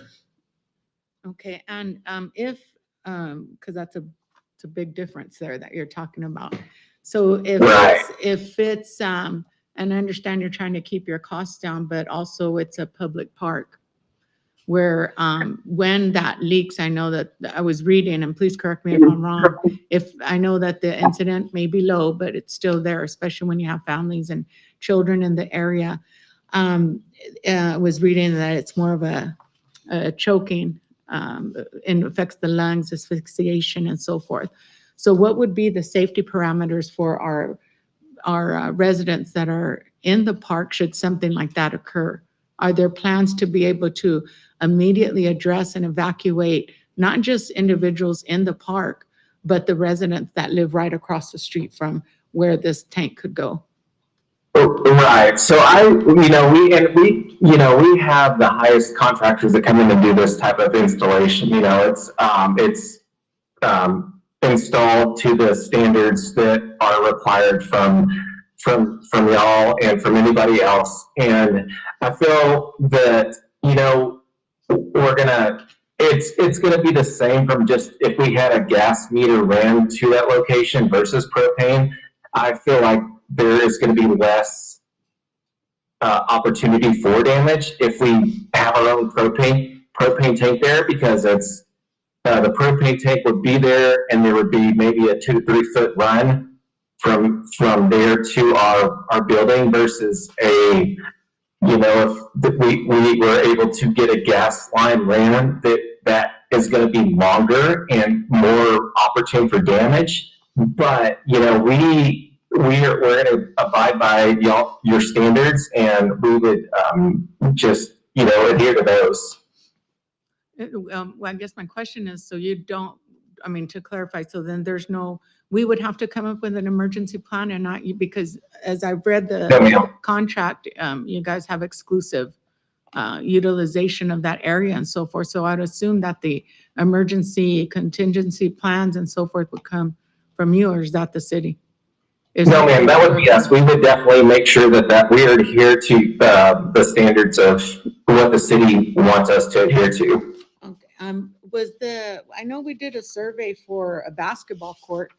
Did we do a survey with the residents that live right across from that area? The reason I'm asking is because it's not only this that I think they need to be aware of, because the possibility exists that, nothing's 100% guaranteed. And I think that not only that, the little low humming sound, the most important to me is about the park itself. Should something happen because of the large amount of people that visit it. And also, I'm assuming during that the alleyway itself is going to have an increase in traffic because of them going over there. How often will they be visiting the site? So when we visit the site, the initial installation is going to, yes, ma'am, it's going to require, a good amount of time when we get that building set and get everything installed. After that, really, we don't have to go out there at all unless there's an outage. But like I said, the propane tank will provide the backup power for that outage. And we can definitely, if we need to go something smaller, like if you do not approve of the 250 gallon tank, we can go smaller. It's basically just to make sure that the citizens' internet is still up and going for a long duration of power outage is what it is. But the sound output, you know, you're not going to hear it through a wall. You're not going to hear it through a door of a house. So it's very minimal. I'm just saying that individuals at the park would probably hear it. I'm sorry, I didn't mean to. It does not run all the time, so it will keep on just to make sure it's going, and that's probably like one time a week is all it does. It kicks on for just a little bit to make sure it's running, and then it turns off, and then there's no sound at all. Okay, that's good to know. Thank you. So when you're talking about the actual construction time, one of the things I read, and please, clarify for me as I was researching, is that the actual time frame for construction is a little bit long. I don't know if that's just to the access side or the actual center that you're talking about right now. So when you said it takes a while, what would you define what a while is? So just to give a brief overview, what we would do is we would come in, let's say day one, we would come in, move that part of the fence that's already there, and come in, pour our concrete pad, and then that would cure for, let's say, 48 hours. After 48 hours, we will have a team that comes in and backs in the actual building, sets that building, and then we're really pretty much done. Like it's going to be a one-day activity at the most for each section of that build. Okay. And I just had a couple more. I do feel that the 200 a month rent is low, but that's me just seeing that, not knowing what to compare to. I'm also looking at the 3% annual escalation, which is $6, right, more or less? Yes. And so I wanted to know if that was also the other thing that concerned me was, or, that I had a question for was the late fee. So it's my understanding that what did it say over here? After the 30th day, it would be considered late. Okay, and I was going to say about the discrepancy of the 200 and 250, but if we go down to section 4 on the rent, it says rent paid after the 30th day of each month will be deemed as late. And if rent is not paid within 10 days after the late payment, then a leasee shall pay a late charge of 10%. And my concern with that was that our residents, I brought my own bill, are charged after 10 days. And I wanted to know if there's something that if there's something on the business aspect that I'm not aware of that gives this company a double of what our residents' time is to pay their late fee. This is for rent.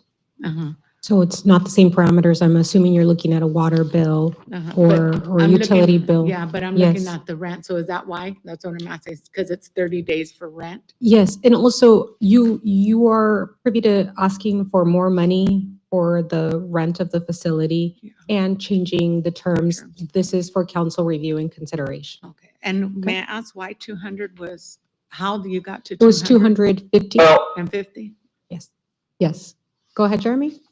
I'm sorry, Adriana, I didn't mean to cut you off. No. So we discussed that with, as far as the 200 is going to be the base for just the actual location, but we are offering the internet services for the building that's there, and we just decided, based on the terms we charge residents for the service, it would be $89 per month for a 1 gig service to the building. So we just kind of factor that part in as well. And then that's how we came up with the number. 89, it says 200. But that's because it says 200 for business fiber internet. Yes. Oh, yeah, I'm sorry. Yes, I misspoke. Yes, it's for business. That would be 200. Yes, but I'm thinking of residential. I'm sorry. Yeah, so, but it's not really giving it. It's, I mean, we have a service right now. Is there problems? How much do we pay? We For pay Spectrum? Spectrum and it's about 100 per month. And are there problems right now with that? Spectrum is not concerned. I don't want to speak disparagingly, Yeah. but it's less reliable than fiber. Mhm. Okay. So where Yes. is the tit for tat? They're taking off 200 of the rent to give for internet?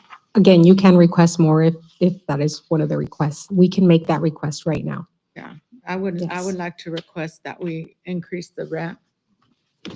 But let me see if that was it before, because I know Mike's waiting to go. Let me just see. I have that. I would like to see if there was I would like to see the same way we did a survey. I'm just making a suggestion for the basketball court on the residents that you requested, the same way for those residents that are along that line. Just because of the possibility is about the propane and so forth. And again, as a city, for liability purposes, the children and families that are going to be that frequent there. So Yeah, and we can look at another alternative. I mean, if we need to go with a smaller type of tank, we can definitely do that. That's not a big deal at all.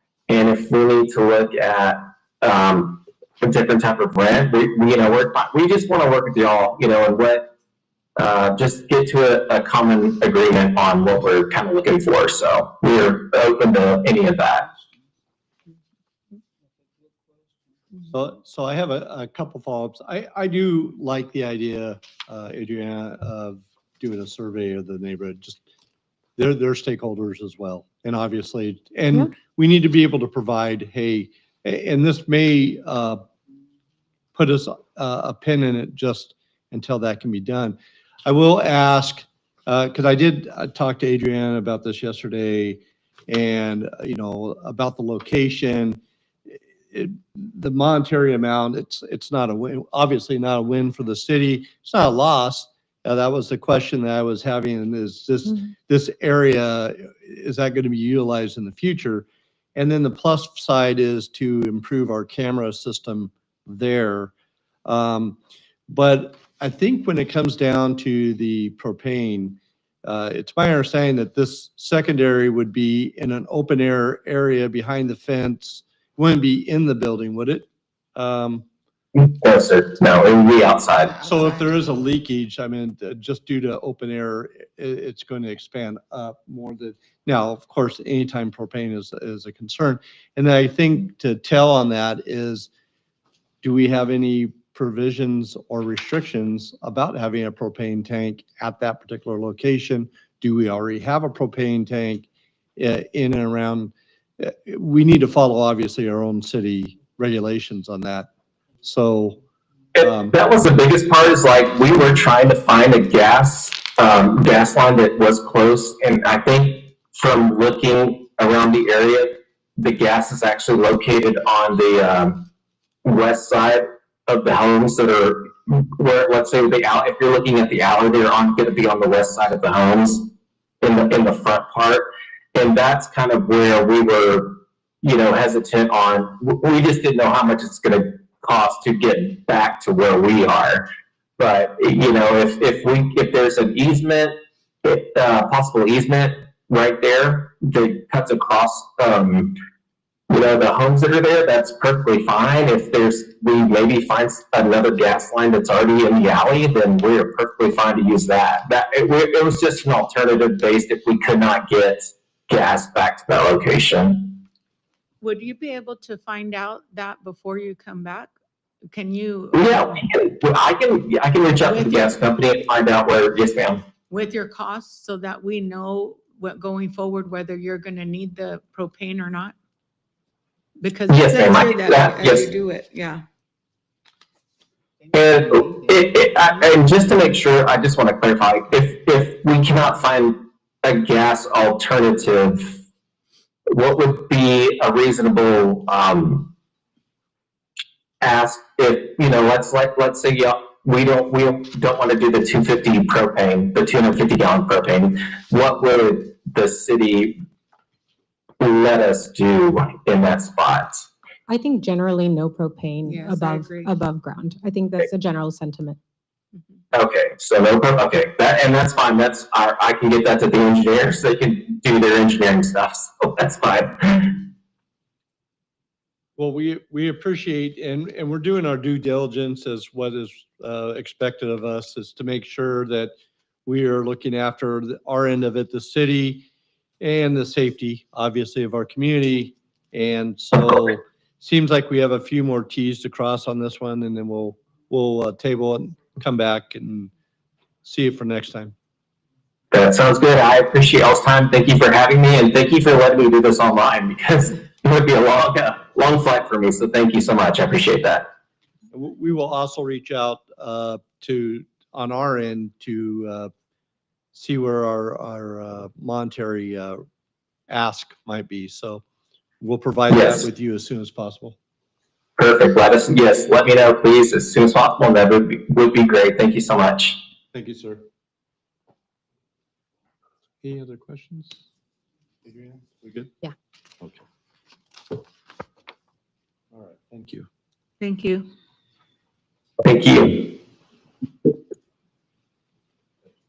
All right. Item number 10, discussion related actions regarding an extension to an agreement with Catholic Charities Diocese in San Diego and the Working Hands Workforce Development Program, and this will be Adriana Nava. Yes.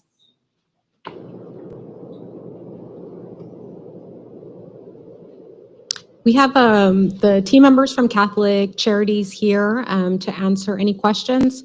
You may recall at our last meeting, I believe it was in February, an extension was granted, and we didn't want to get too close to the end. We wanted to come before you now to see if there were any further questions.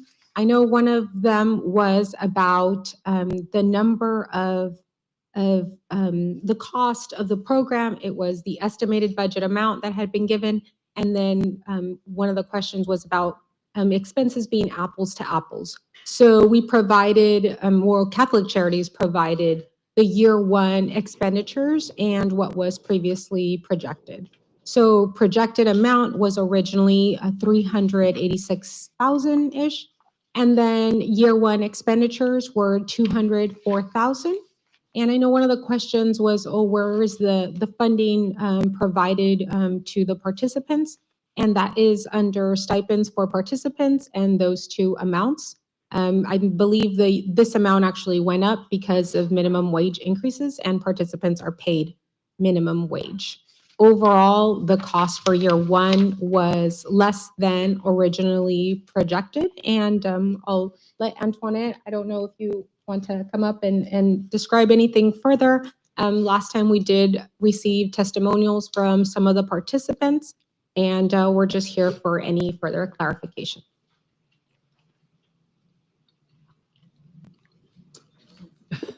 Good afternoon, Mayor Crankshaw. Oh, Mayor Crankshaw disappeared. And City Council. I really am just back to answer any questions. Like Adriana said, I know that there was some confusion about our projected budget and our actual expenses year to date. We were asked, I checked when we were putting this together, and I was asked to focus solely on the first 12-month period.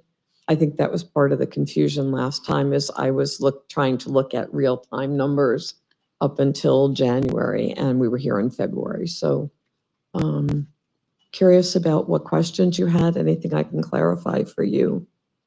Give you a little update about the people since last time I was here. I think for me, I'll just go first, is the amount of money that's being utilized to provide the $84,000 stipend. I know that there's costs that are involved as far as the operations. We're giving the center almost 69,000, 21% to work with these people every day. And we also have the salaries that are about 128,000, 130,000. And the stipends for the recipients, as far as what they actually receive, would be the 84,000 with the 420 of the cell phone service. And so when we look at the state of California as how much is being paid per homeless individual to help them, We look, and I believe that that number is about 68,000 is what I saw last. And I have to be honest and say, I'm looking at the document that was in the packet, and I'm a little bit, can you maybe back me up a little bit about where you are? I'm looking at the budget, the one that's up there. Okay, right, okay, and I'm looking at the year one expenditures. Yes, and that's what I'm looking at. Okay, all right. Oh, sorry, can you Uh-huh. repeat your question for me So, then? well, basically what I'm asking is stating is that my concern is that it appears that more of the money is being gone for the administrative part and direct payment. I see where you say the operating expenses, the meals, those are for, you said 3 times a day, I saw in the packet. And those, every day, those people are fed. Correct. You have proof that every person's fed every day? They do a sign-in for the costs that we're being billed here? So I guess the reason I'm a little bit confused is when I'm looking at, and I'm gonna look at you and say, correct me if I'm wrong, because we worked with our controller to pull together this information.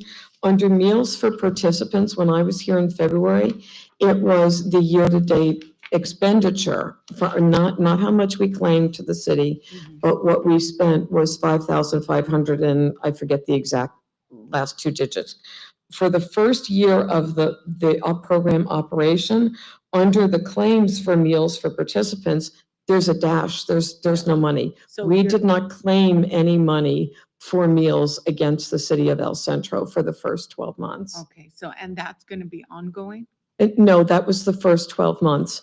The question, I know last time, I recognized that a lot of the concern originally was that in the original proposal over 2 years ago, the budgeted amount for meals was $71,175. I'll be honest, I think that was probably a little more than we needed. I didn't do this budget. It was done by the grant writer, okay?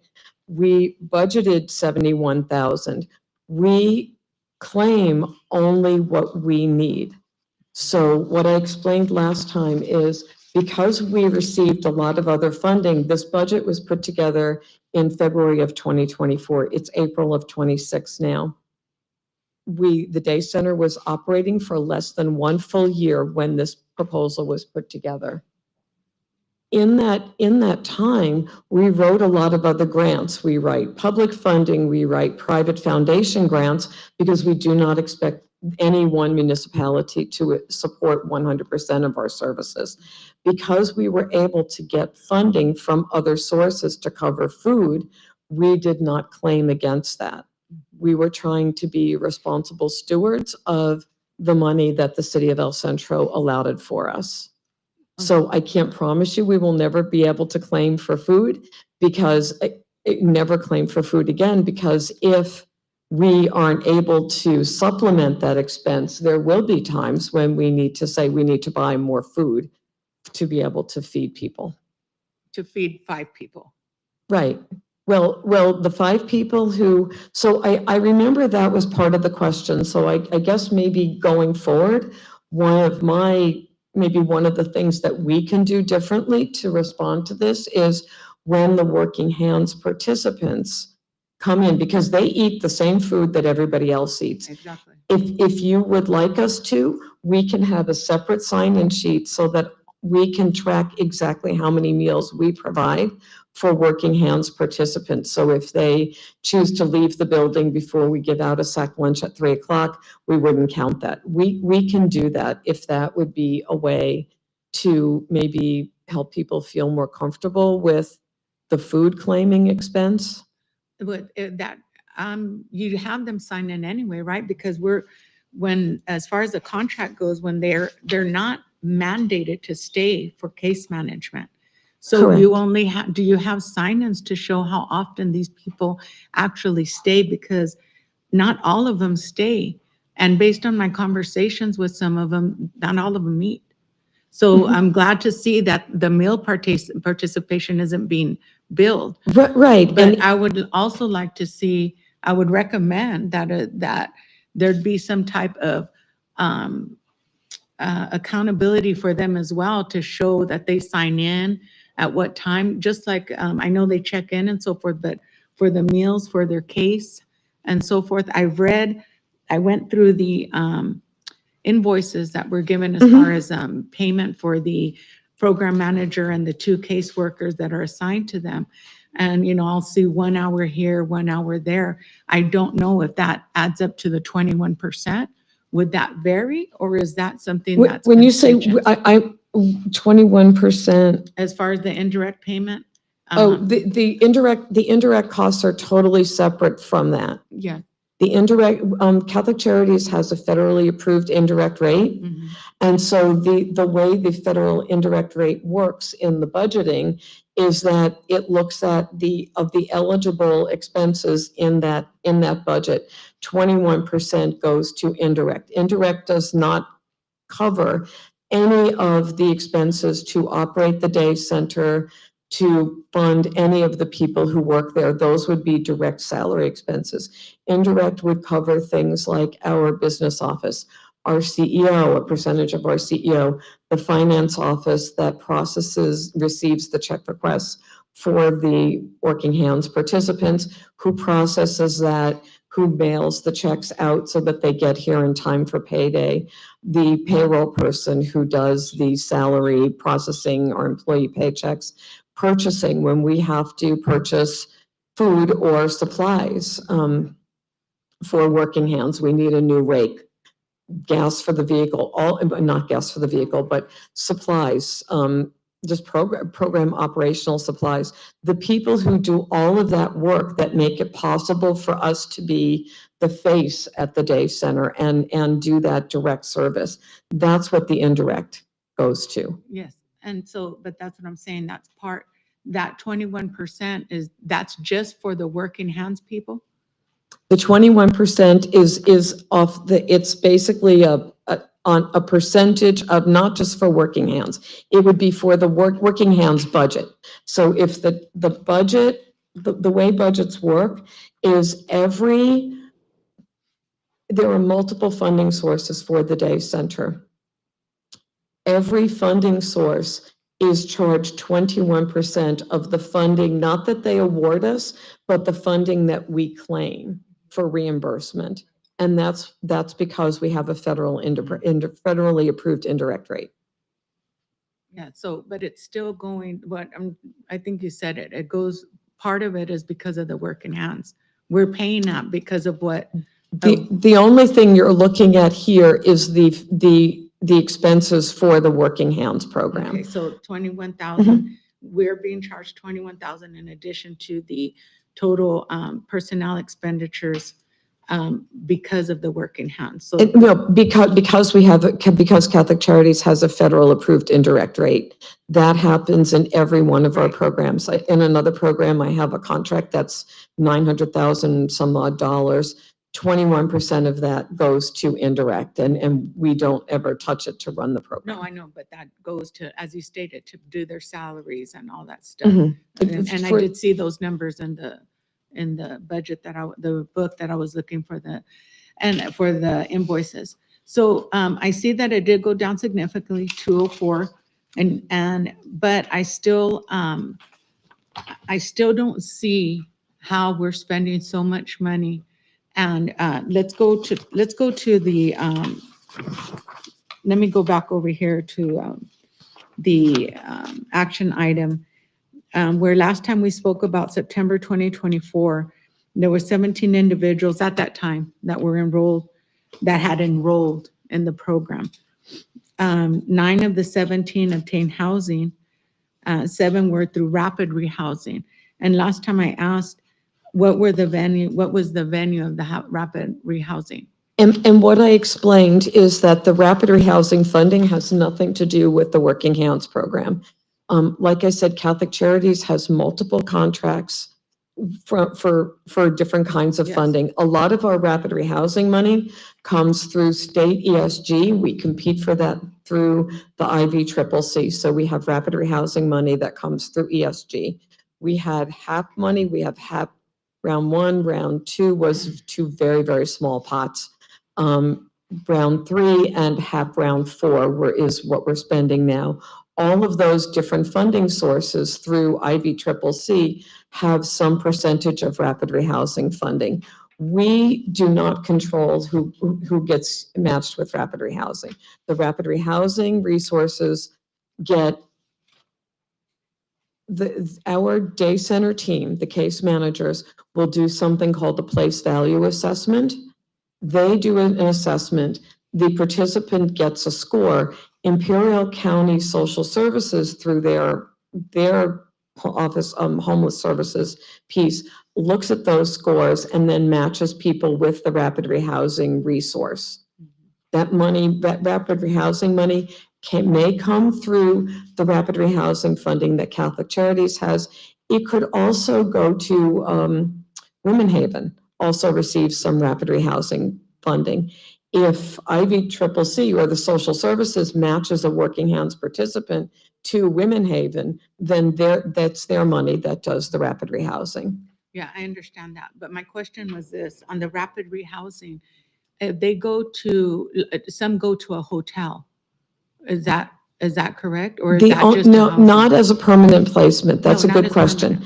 If they are, depending on what kind of funding we have available, we sometimes do have something called bridge funding. So if someone is, and we would prioritize a rapid rehousing, a Working Hands participant for that.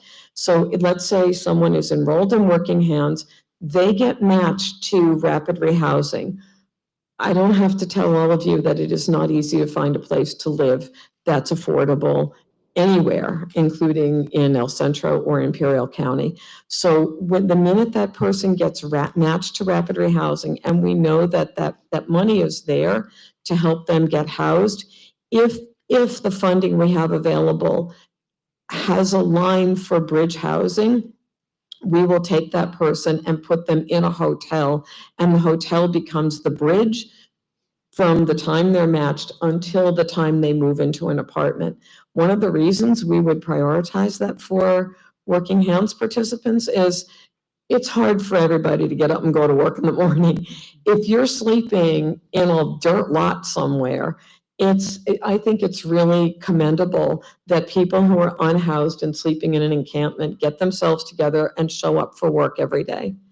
And so if we can prioritize them as people who go into a hotel until they can move into housing, that's great. During COVID, we also had some other kinds of hotel money for people who were vulnerable. That funding is no longer available. Yeah, and so my concern with that, go ahead. Well, let me chime in to this, okay? Because as you can see, there's no housing expense worked into this budget, okay?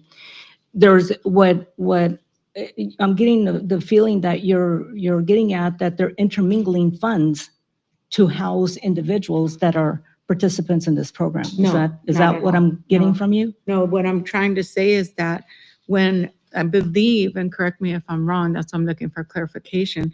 We have here that 7 were housed of those through rapid rehousing.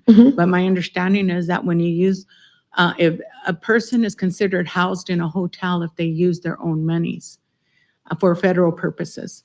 And that if they use their own monies or have their own income, that's how they do it. But if it's used through another agency's funding, which is what I'm hearing you say, that it doesn't meet the definition of being housed.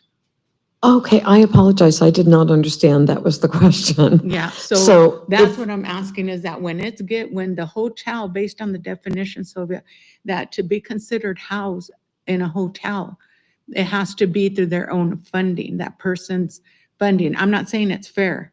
I'm just saying that that's what the definition is. But when you use another agency's money vouchers and put them in a hotel, not this one, I'm not saying this, they have another funding source and so forth, and that's okay.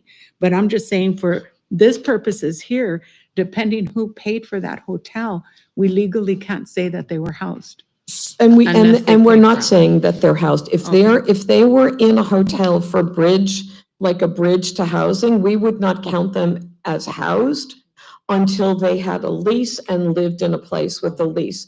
They don't have, if they're in a bridge housing situation, that is really just to help people maintain stability and be safe until they get an apartment. So if you're questioning, are we putting people in a hotel and counting them as housed? The answer is no. And that's what I'm asking. Okay, So no, all I of these- apologize. I did not all of understand that these was the 7 question. Rapid rehousing signed a lease then. So I'm sorry, what page are The you? 7 that were housed through rapid rehousing, they all signed some type Yes, of yeah, lease. yes, we Okay. can't, we cannot utilize rapid rehousing money unless people have a lease. That's what I wanted. And that the residence has to meet housing quality standards, which means it has to be safe and appropriate and all of, we have to inspect them and make sure that they're okay. Are these the ones that are, have like 6 months of rent paid or something like that? They can have 6 months depending on the funding available. Sometimes it can be longer than 6 months. There's a whole kind of step down schedule where we periodically evaluate people's income. We want to support people, but not pay 100% of their rent indefinitely, because that's really not a setup for success. We want to step down, like usually it's kind of calibrated. So we may pay 100% of somebody's rent in rapid rehousing for the first couple of months. And then based on their income, sit down, do some budgeting and gradually taper that down. Sometimes when people who have rapid rehousing resources, maybe they're just about ready to kind of stand on their own 2 feet and pay their rent, and something happens, like their car breaks down and they have $1,000 car repair, and if they don't get their car repaired, they're not going to be able to get to work and all of those kinds of things. That's when we would step in and say, let's provide a little bit of extra rapid rehousing support, because we want people to be successful. But no, if the question was, does a hotel count as permanently housed? The answer is no. None of that is reflected in these numbers. So you have actually more people that you've placed that aren't into hotels? I would have to go back and look how many working hands participants went into a hotel. That is not data I came prepared with today, because I didn't realize that was going to be a question. So that's fine. And I just want to say also, so the, oh gosh, I lost my train of thought. It's okay. I'm not going anywhere. I have a Go ahead. question if I may. So obviously this PLHA funding has multiple sourcing. The helping hands is just one facet of my understanding of this, a usage of this. Yes, that is accurate. There are different activities that can be funded through Working Hands. And I grabbed these from the guidelines. Previously, council has funded other activities. The other one is a loan to Chelsea Investments. It was a combination of, we as a city are funded through city and then Colonia. And so that was an additional funding source. And then right now we've also funded another program, which we're working on guidelines for, to provide for modifications to individuals who have ADA needs. So Okay, that was the other program. So this is just one. Yes, yes. So we started getting funding back in 2019. And so we've received allocations for 2019 and 2020 for this one. And then for the Colonia, we've received allocations for 2019, 2020, and 2021. The Colonia, where is that? Is that specifically for that area? No, it's not specifically for that area. We get an allocation, but we can use it citywide. Why aren't we using it there? We can. Previously, the council, we adopted a 5-year plan, and this was the direction that we received. What area is that? I'm sorry, where's the Colonia at? The Colonia area, I didn't include it in this diagram, but I think we've spoken about this before. It's the area of El Dorado, Buena Vista, and just east of 8th Street. And many of the improvements, for example, for the ADA improvements, we can target that area as needed. But most of them have been for the affordable housing and the Helping Hands program. The ADA, would that help? Because there's quite a bit of area over there that doesn't have sidewalks or being Oh, able, the I- ADA? Not infrastructure, Not on it's that- housing the housing, specific. Okay. Yes. So one of the reasons I'm bringing this is we spent a great deal of time on this at one meeting. And a lot of this is in line item stuff. So I think we as the fiduciary can say, hey, like, this is where we want to see all the numbers. We want to be able to count this to ensure that we are being responsible Yes. to you. I think that that's something that can happen between council and staff, and then move over to you saying, look, can you fill this, you know, if right now your acceptable expenditure of this funding, we've worked into this versus an extension. If we move forward with the extension, we would like to see the line items look like this, and you can break it down. It would meet, I have two speaker slips on this as well, but you can meet every bit so we can take out the ambiguity of this and say, look, we feel that this is being used in the way that design. You are saying we are providing exactly what we are saying we're saying. And then, but I think that that's not going to happen here and now. In my thought, I don't think that we're going to come to some leap here. I think that staff and council needs to put together, this is what we want to see in detail. Priorities, yes. And then that will be turned over to you, and you can say, yes, we can do that, or no, we cannot. And if it's not, then we turn this funding to a different direction. Or if you say yes, then we can look at maybe kicking that extension off. I'm looking for some middle ground on this because I can see this. We have both very good points here, but we want to make sure that we're doing our due diligence in this through council. We know it's an acceptable expenditure. We know that it's certainly a good cost, but we want to make sure that you know, and not an indictment of anyone, but we're living in a world right now where we should be looking at these things a little tighter. Every state has their own concerns with fraud, and they have their own concerns of misuse of money. And so I think we're trying to be good stewards of that. And I think with that being said, if that is something that can be acceptable to saying, look, we're going to provide you with a more detailed, can you come in and provide a budget that mirrors what we need as a line item? That might be something that I'm thinking that could be Correct. an acceptable deal. And then I also want to get to Well, I'm not done. or not yet, but just being it known that we're on this. Yes. Okay, so my question was on the rapid rehousing, when you're saying that they're signing leases. I read on the contract that they're supposed to be paid in cash every day. Is that happening?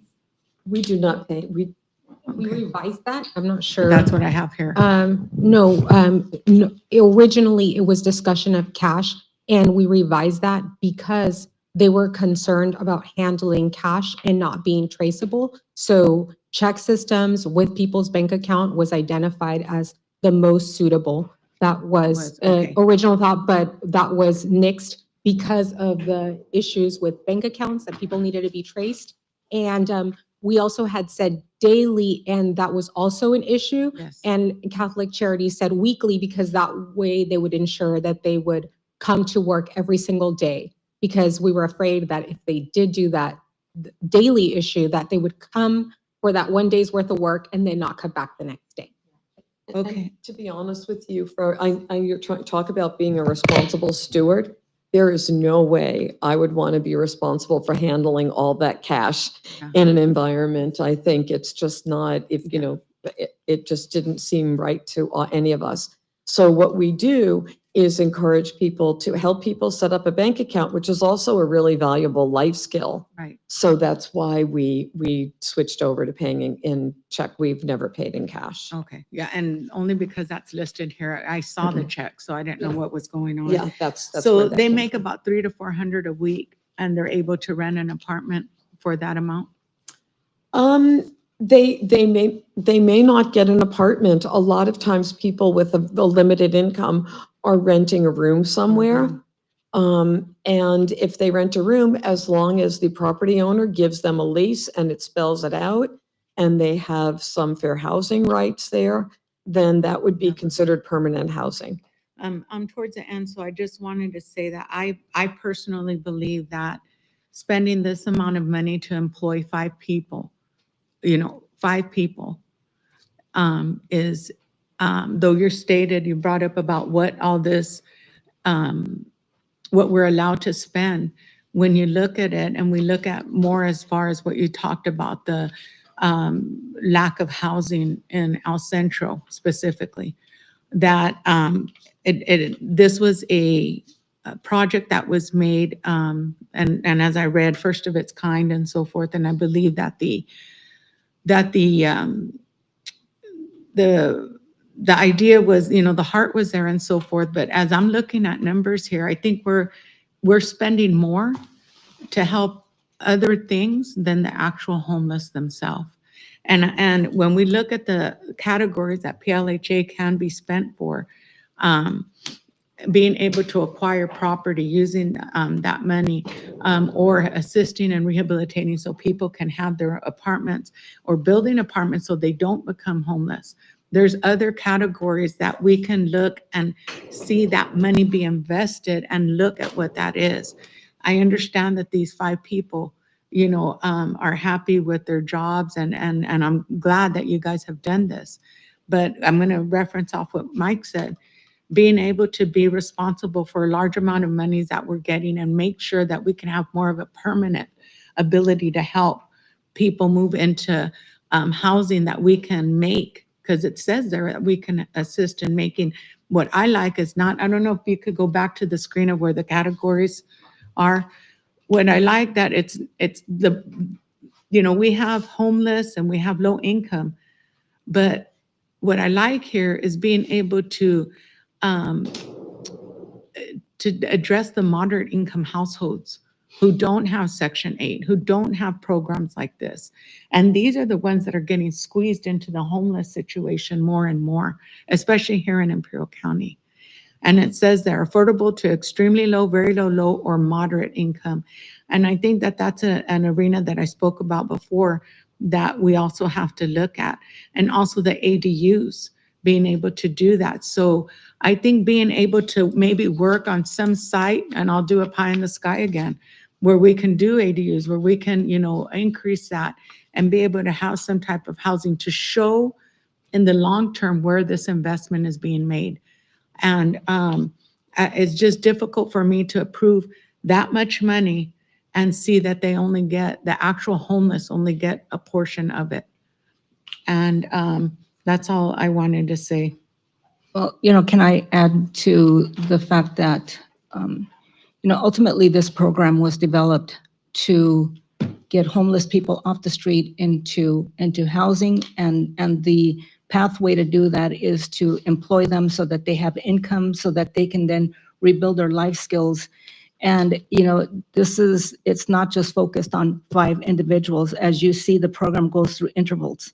And we might have just 5 at one time, but then as soon as somebody, let's say, graduates from the program and moves on, then we bring another person in, and that's how those numbers that you saw have been accomplished. So it's not just we're just spending all of this money on just 5 individuals, because, it could be that in 3 months' time, we can move another person on to into housing, because now they've been able to obtain employment and so on. So we cannot focus on just 5 individuals and we're spending all that money on that. Yeah, but we can focus on, do you have numbers of how many of them remain in housing, of the 17? I can get that for you. I don't have it off the top of my head. I'd be interested in seeing how many of those have remained housed. Right. And there's housing, but I think the other piece of this that we're also tracking is the number of people who got employed. When I was here in February, I had 2 women with me.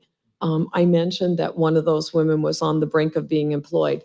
I was at the day center a couple of weeks ago and she met me outside. She still comes back for case management. She comes back to eat, but she has a job someplace else. And she was very excited to tell me that. And I think that's also part of the outcome. She was already housed, but now she is housed and has a job earning more money so she can better support her family. She's making more than minimum wage. To me, that's also the kind of success that we're tracking in this program. And it's 5 at a time. We in Catholic Charities are just like you're budgeting for next fiscal year. We did all of our first round budgets were due on March 30th, just a couple of weeks ago. When we budgeted for the day center, I projected, I'm not really sure where we'll end up. Budget's not final yet, but I projected that with continuation of working hands, now that we feel like we've worked out the bugs in the system, we will enroll 6 people at a time going forward. I know that's not a huge increase. That is literally based on how many people will fit into the 2 vehicles we have when they go out into the community. I know to me, like I said, I understand what you're doing. You do it for not just these 5 people, but you also do that for everyone else. It's not just for our working hands people. You do that for everyone else who has that service there. And one of the problems we have is the lack of shelters in this city. And being able to utilize that money, as it says here, assisting people to retain housing and operating costs for navigation center and emergency shelters. And what we need here in the city is to develop shelters to be able to see that. So, and I would like to move to but before, look, I think in this body needs to define what it is that we want to achieve in the outcome. We can work with Adriana and any others that will help us navigate that and say, look, that's where we want our direction to go. This is what we're aiming for. This is the point that we need.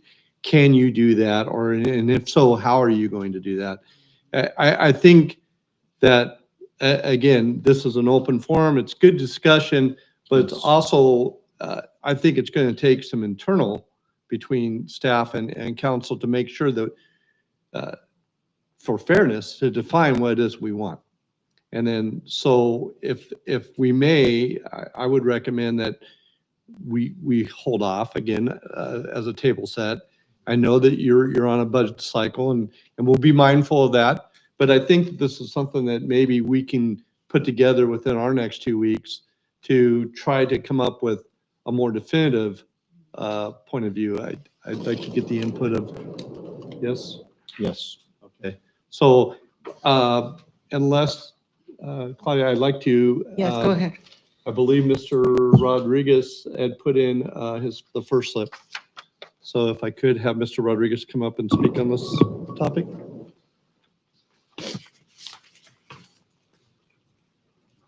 Okay.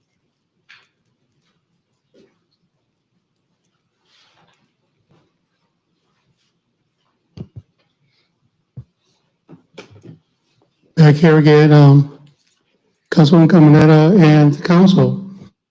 I'd like to let you know that in the county's agenda, there was funding for the homeless program. Perhaps Claudia, Councilwoman Caminera, you may want to contact your former boss, Alana's. I'm sorry, can you speak clearer? I didn't understand. I'm not understanding you. Today at the city council meeting, county board of supervisor meeting, there's 1.5 billion given for the homeless program.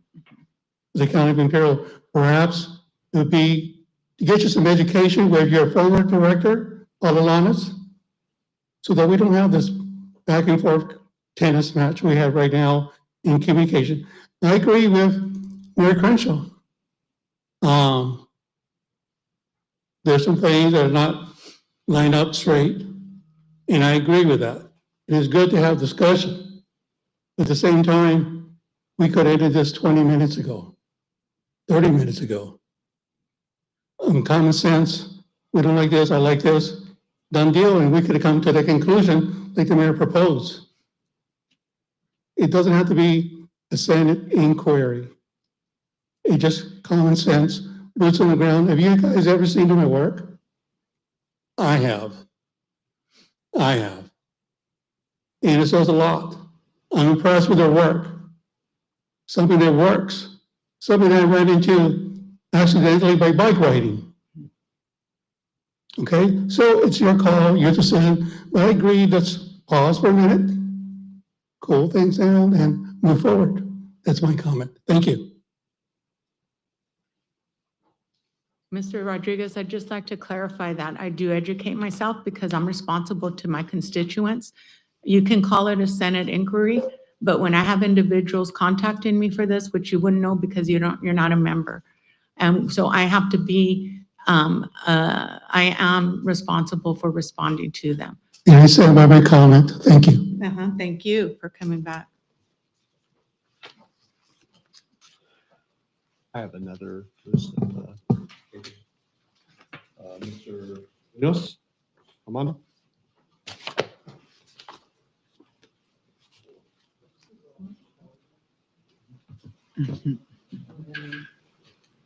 Hello, members of the council. Originally, I had written a letter here. Only went halfway through because I didn't realize the meeting was so early. But after hearing the lady here, pretty much some of this is not relevant. This was pretty much an axe, hoping to chop down this tree. But I want to share that, first of all, I want to say I disagree with this gentleman that this could have ended 20 minutes ago. You guys need to do your due diligence. I remember 6-7 weeks ago when this meeting came about, I was online watching it and there wasn't much transparency. For me, this seemed like it was a funding that was trying to be pushed through without letting you guys know that this needed to be approved that same day because the contract was going to end. But I want to say that I am opposed to the renewal of this contract. And when I say this, I want you to understand that I come from how can I say, I myself found myself a few times being near homeless, sleeping in my car when I lived up in Flagstaff, Arizona. I have a brother that is homeless right now in the city of Calexico, but that's by his choice. We've tried helping him, but that's a different story. So I'm sharing this so you understand where I come from when I say I am opposed to this. Reason being is that how can I say, I don't agree with when there is an organization that's profiting more than those who the program was designed for. Because what I see here, I see that the homeless or near homeless people will be are receiving about 25% of what this is, what the amount of money that it's allotted for this program. And I wanted to share, I'm sorry, I'm a little nervous. What I wanted to share is that I don't understand why it takes 4 people to supervise 5 part-time employees. I own a small construction business. I have 2 full-time employees.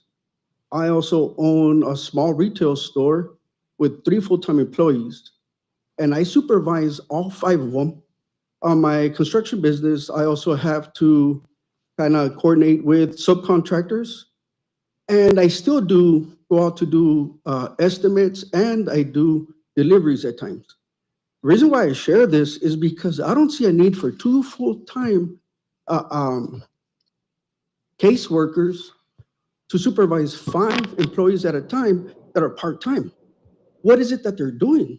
Why do we need 16 hours of labor, of work, of supervision to supervise 4 hours of work? Mr. Munoz, your time is up. I'm sorry. I'd like to extend them another couple of minutes. Okay. Thank you. Thank you, Mayor. And so for me, it really hits home because I see a program that's set up to benefit a lot more than those who are supposed to receive this funding. I used to run a Christian drug rehab center, so I care for these people. I used to grab them off the streets and go and help them get off the drugs, and then help them rehabilitate. And me, as knowing that I did construction, I wasn't a contractor then, I would take them to work with me. So it was very similar. So for me, it hits home, and I don't see how we need 4 people. We need to pay 4 people to supervise 5 part-time employees. So with this said, I just wanted to say, please reconsider this program, if they don't feel, I'm not against the church, I'm not against the Catholic Church, but I am against those who are benefiting more than those that the program is designed for. So please reconsider this, maybe restructure this like you suggested. And if they feel they can't do it, look for somebody else that can do it. But I would love for them to be able to do it. Apparently they have other programs that together they can house people, like they have that ability. So I would love for them to be able to keep it. But if they can't help more people, maybe eliminate one of the caseworkers and put in two more homeless. I don't know. I'm just brainstorming, but I just want to see the homeless or near homeless be the bigger beneficiaries of this program. That'd be it. Thank you. Thank you. Appreciate your comment. And obviously, this type of program has merit. I don't think anyone's disputing the merit of a program that allows. One of the things you did mention, and it's always sorry about this, Adrian, but one of the things that you did mention was that, a family member, you want to help them out. They didn't want the help. And we see this quite often, unfortunately, with homeless, is that you put the offer out there, but there's not that great of a percentage of acceptance of that for whatever that reason might be. I think it's always important that we detail that some of the reasons why things happen is because they can happen. And when we deal with grants or anything that's funding, it's like, okay, we're going to see if we can put this in. And if it's approval, if it's accepted, then that's a standard. If it's not accepted, it shrinks. And that's why I think there's a strong need here to look at these numbers, look at everything. I agree. I didn't see it 25%. I thought it was more of a kind of a 50-50 in my snapshot of it. 50 to do the overview of it and 50 for the participant. But regardless of where that number is, it's not where we would think it would need to be. It should be like, we would love to see a 75-25 split. We do understand the need for an organization to have administrative costs to carry our program out at times. But again, that's something I think that we can do internally with our staff to say, look, if we're going to continue using this particular pot of funding for this particular reason, these are the parameters we want to be within. And I think it's kind of everyone is nodding their head like, okay, this kind of can happen. It's going to take a little effort, but I think it falls upon us, the council, to give staff clear direction on this, because staff is following the grant acceptance of the expenditures. I don't know if Catholic Charities in this case was following, this is what we submit with our other grants and these are what it gets approved. And we're dissecting it now. So I think without any finger pointing, I think that we will bring it back, table this, be mindful of timelines, and try to provide staff some direction that will be acceptable for all. And I open that for any of my. Do we need a motion to do that? To table it? I don't know. Yes, you do. A Presentation. motion to table. May I ask before we motion, if these monies, are they specifically for this agency for this time, or can they be utilized elsewhere for one of the other divisions that you brought up? I'm sorry, I didn't understand the question. The monies that we allocated to them. To who? To the Working Hands program. Okay. Are we able to use them somewhere else? To reallocate, I would need to look back on the 2019, 2020 fiscal years for those, because we did receive, when we submit a request for funding to the state, we provide them with all the backup documentation as how that funding is going to be used. And so let me just go and check that. In the past, we have been able to, but because these are 1920, it might be an issue. So Okay. I'll look back and then we can answer that question. Okay, thank you. Thank you. So I would like to get a motion that we, and we do it in a timely manner, but that we go back and meet with staff on this issue and come back with a document that we can Mayor Crankshaw, if I may just add one comment before Please, it's a little off topic, but it has to do with this particular group. I would just like the Catholic Charities and in particular this location to consider that we're in a partnership with your services and everything at this time. We value that partnership. Partnerships are two ways. We've recently had an incident where the police department's asked for some assistance. I would ask maybe at the end of this meeting, you speak with Chief Brown about it. It's a pretty serious incident, and we do require some assistance on your part. Just again, partnerships go both ways. So if you could please speak with him Absolutely, about that. and I know what you're talking about, and when I received that request, I responded via email and I left voicemail messages specifying exactly what we need to provide video. Okay, all right. So Thank you very much. yes, I am aware of that, and we're very, very willing to partner. So we do value the partnership. This is the first time we've had that kind of request from the city of El Centro. It happens on a regular basis in San Diego.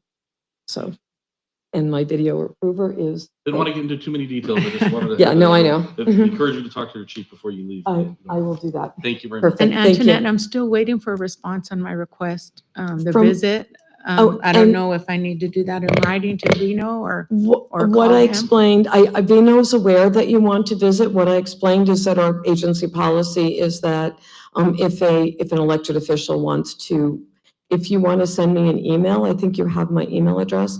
I can forward it over to Vino, or I have your business card if you want me to email you. Yeah. So yeah, we're very transparent. I know Councilmember Carter, you've been to the Day Center. We welcome that. I have to follow our internal process, Well, but 'cause yes, I would love to have you there. I think it would really help, actually. Yeah, I've been there Mhm. not as a official. Mhm. I've gone in there Okay. and spoken with people, but I want to go in and so I've been waiting, it's 4 months now for a response, 3 months. Okay, well, I never got a formal request from you. You told me you Why? wanted to come and meet with Yeah. me, so I don't want to get personal and down in the weeds here, but yes, I didn't realize you still wanted to come. Thank you. Yeah, we're done. Yeah. You have to know. I'd like to move that we table item number 10 for later date. I'll second.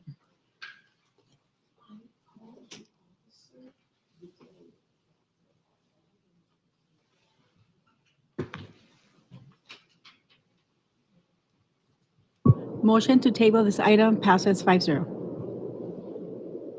Right. Moving on to item number 11, the award of bid and authorize a contract for the Veterans Memorial Phase 2 project. Adriana Nava. Thank you for having this special meeting, by the way. I know that I was one of the proponents of this. I know it's not fun, but there were some items, like this one, we really want to make it to a certain holiday, and so thank you. So let me put the video. I didn't get to show it last time, and people work really hard on these things, so.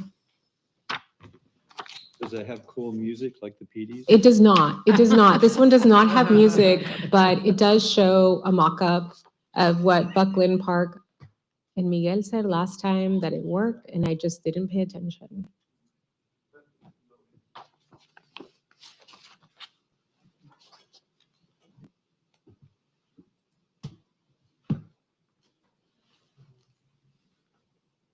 So it does not have, Emilio did not do this one. Omar did this one. We didn't include video, but it just shows the access way to the wall. I know a lot of people were concerned about being quote unquote behind the wall. And so we wanted to have two front facing sides. And so you'll be able to access it from both. Obviously, we do need to plant more trees. I'm in agreement with that. And you'll be able to walk around it and see it. That's a forest. That's a forest. In the desert. We need to call IAD. They have those tree grants. Yeah, and so I think, you know, for many people, Buckland Park is a little oasis in the middle of the city and really enjoy it. And so the added pathway enhancements, addition of trees, and then just mirroring some of the lighting and the pathway that was previously created will really enhance the space.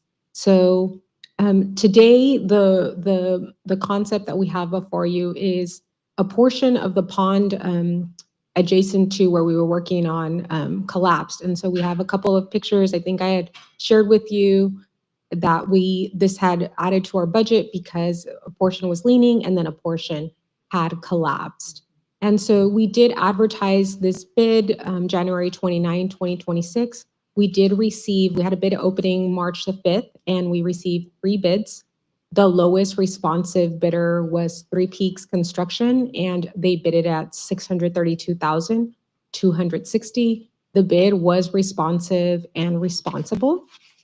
And so there is, as we had shared before, we knew that the amount that we had in impact fees, we didn't think was sufficient, but we didn't have the amount, the total, because bids had not been received. So the total construction need, adding the 10% contingency, was $695,260. So our funding shortfall is $170,260.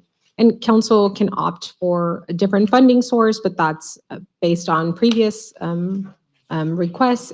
The funding source that we recommended was Measure P. And I don't know if there are any further questions or comments on the project.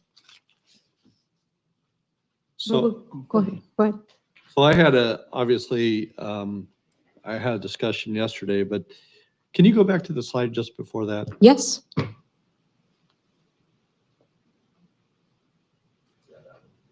So breaking down, what I saw was 490 linear feet of that retaining wall made up the lion's share of that shortfall, which in essence, this is 2 projects in one, because that wasn't the thought moving into this project in the first place.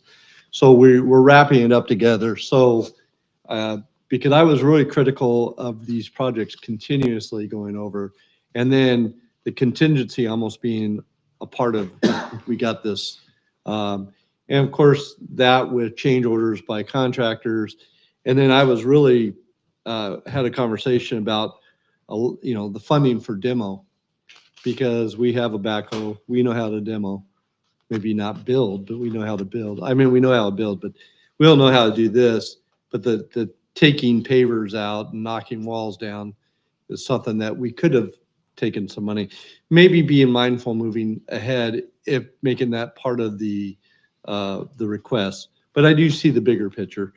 But I wanted to point out that maybe I'll answer a question that you guys may have as well, is that why are our projects seemingly, not always, but seemingly over? And this one in particular, the answer was that we have 2 projects that we are just considering now as one project, and they both work in concert with each other. So, and then, yeah, and without using any pun, going to the well for Measure P for everything was obviously a concern.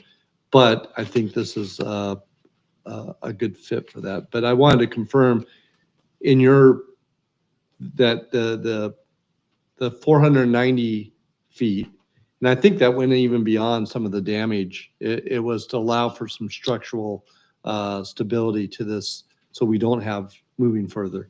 And I know it's a decades old problem. Yes, and we also, I will add to that, we are not doing the same concrete look, that we're going to enhance the space, because the way it currently is, it's not very aesthetically pleasing to the memorial. And so we are going to use more decorative pavers. And so I'm sure that that added to our cost, but we thought it warranted for that space.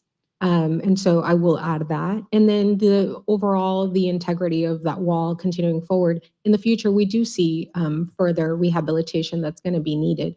The park is pretty old at this point, and the pond was it was a very makeshift pond at the time. And I don't think they realized the usage that the city would have, and not the city, but the community as a whole of that facility. It is our most widely visited park. People go there every day and travel. I read our reviews on parks, and many people travel outside El Centro to come visit it daily. And so we know that also anytime there's anything wrong in the park, people are quick to jump on any issues related. And so we appreciate the community, because their feedback is also what allows us to respond really quickly. And the linear 490 is not just one singular, this is on It's both either sides of yes, the thing. yes.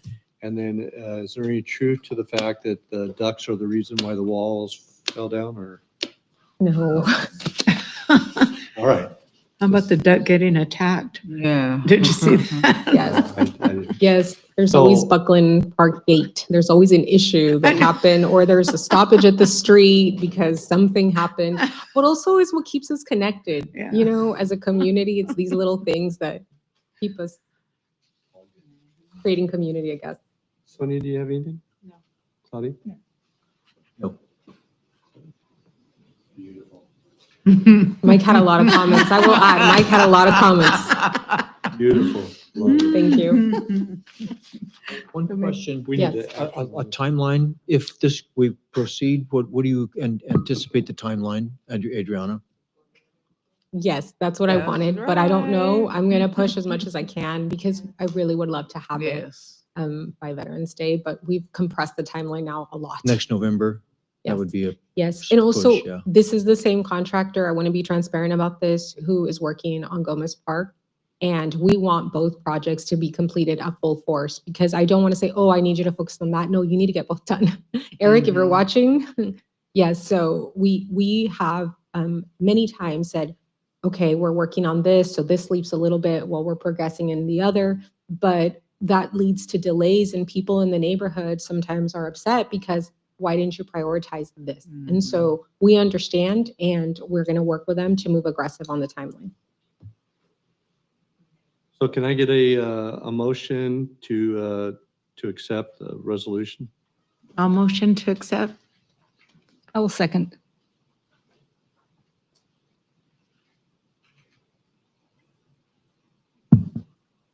And then allocate the 170,260 from Measure P. I just want to clarify that Yes, for the yes, meeting minutes. yes. Okay. Thank you. That was in the resolution, wasn't it? Yes. No, Yes, what's that? it is. Yes. Yeah, it was the It was? recommendation. Oh, okay, thank you. Motion passes 5-0. Let's see that again. All right, item number 12. Yes. Discussion and related action regarding the review and selection of a mural concept for downtown El Centro.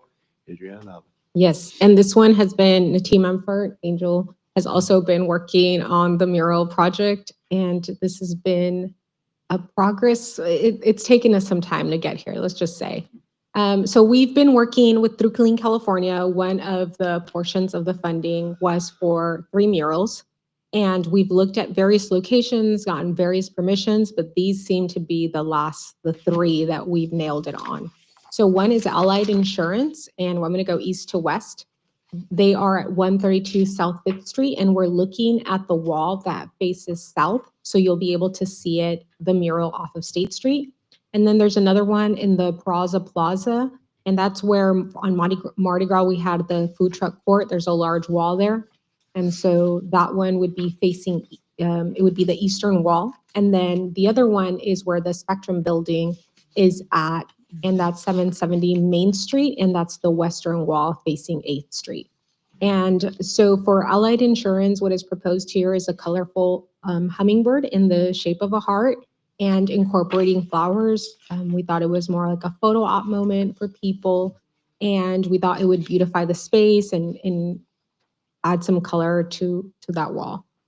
And then this other one was inspired by a mural that we had seen in Sacramento when some of our council members attended, and it's a typographic mural, and inside of it would be just colorful designs, and it would be enhanced through either a border or a drop shadow. And so that's the number 2. And then this other one is a nod to Art Deco style of El Centro. And this mural proposes a couple that's holding hands and walking against a minimalist background reminiscent of historic, the Art Deco style of some of our buildings. So there were 2 options that are presented in the packet, but I will say Mary and Rob Zimmer were preferred this option, and we wanted their consent as part of this mural process. So I am recommending what their desire is as the property owners.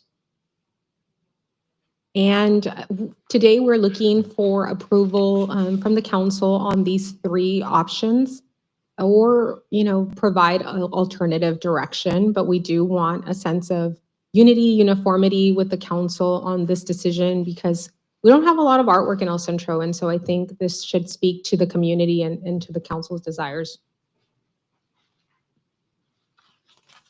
So one of the things I saw was that there was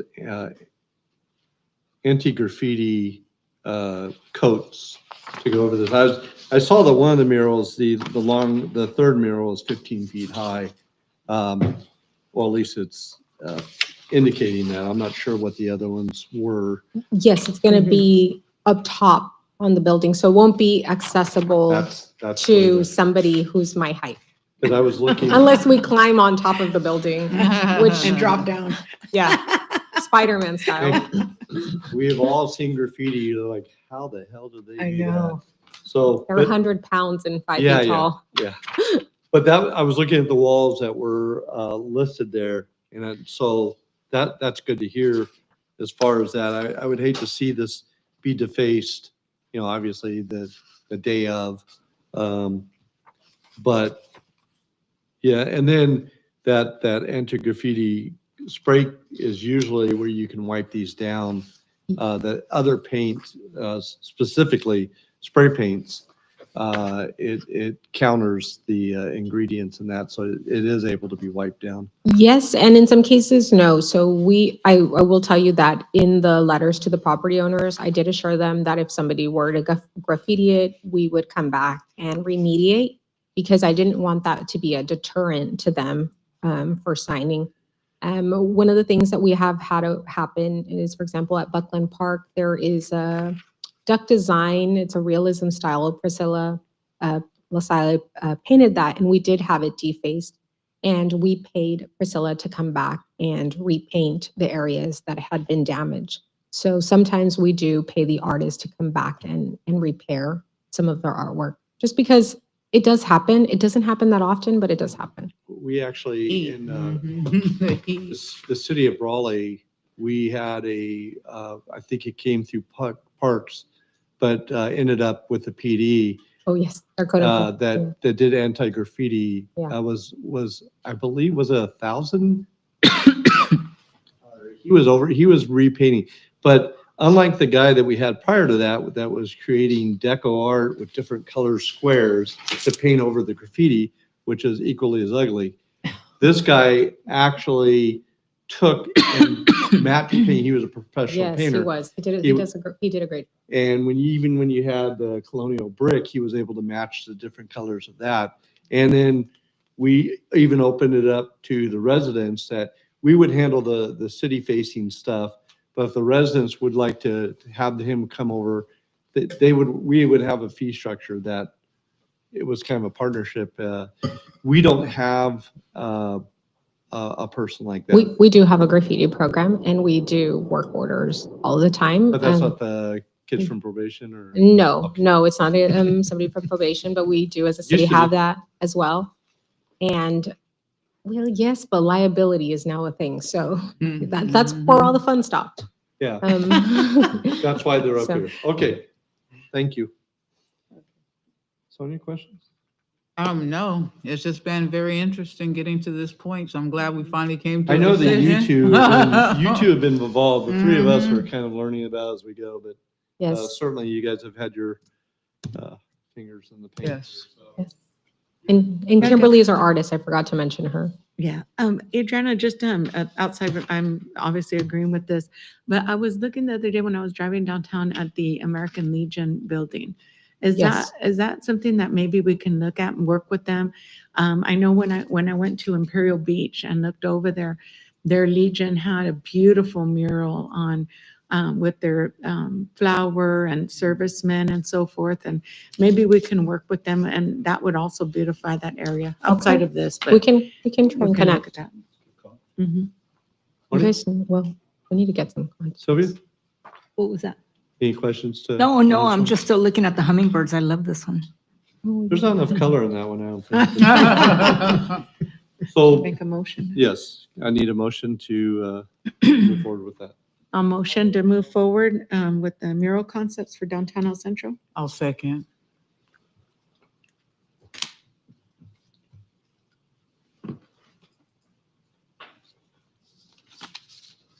Motion passes 5-0. All right.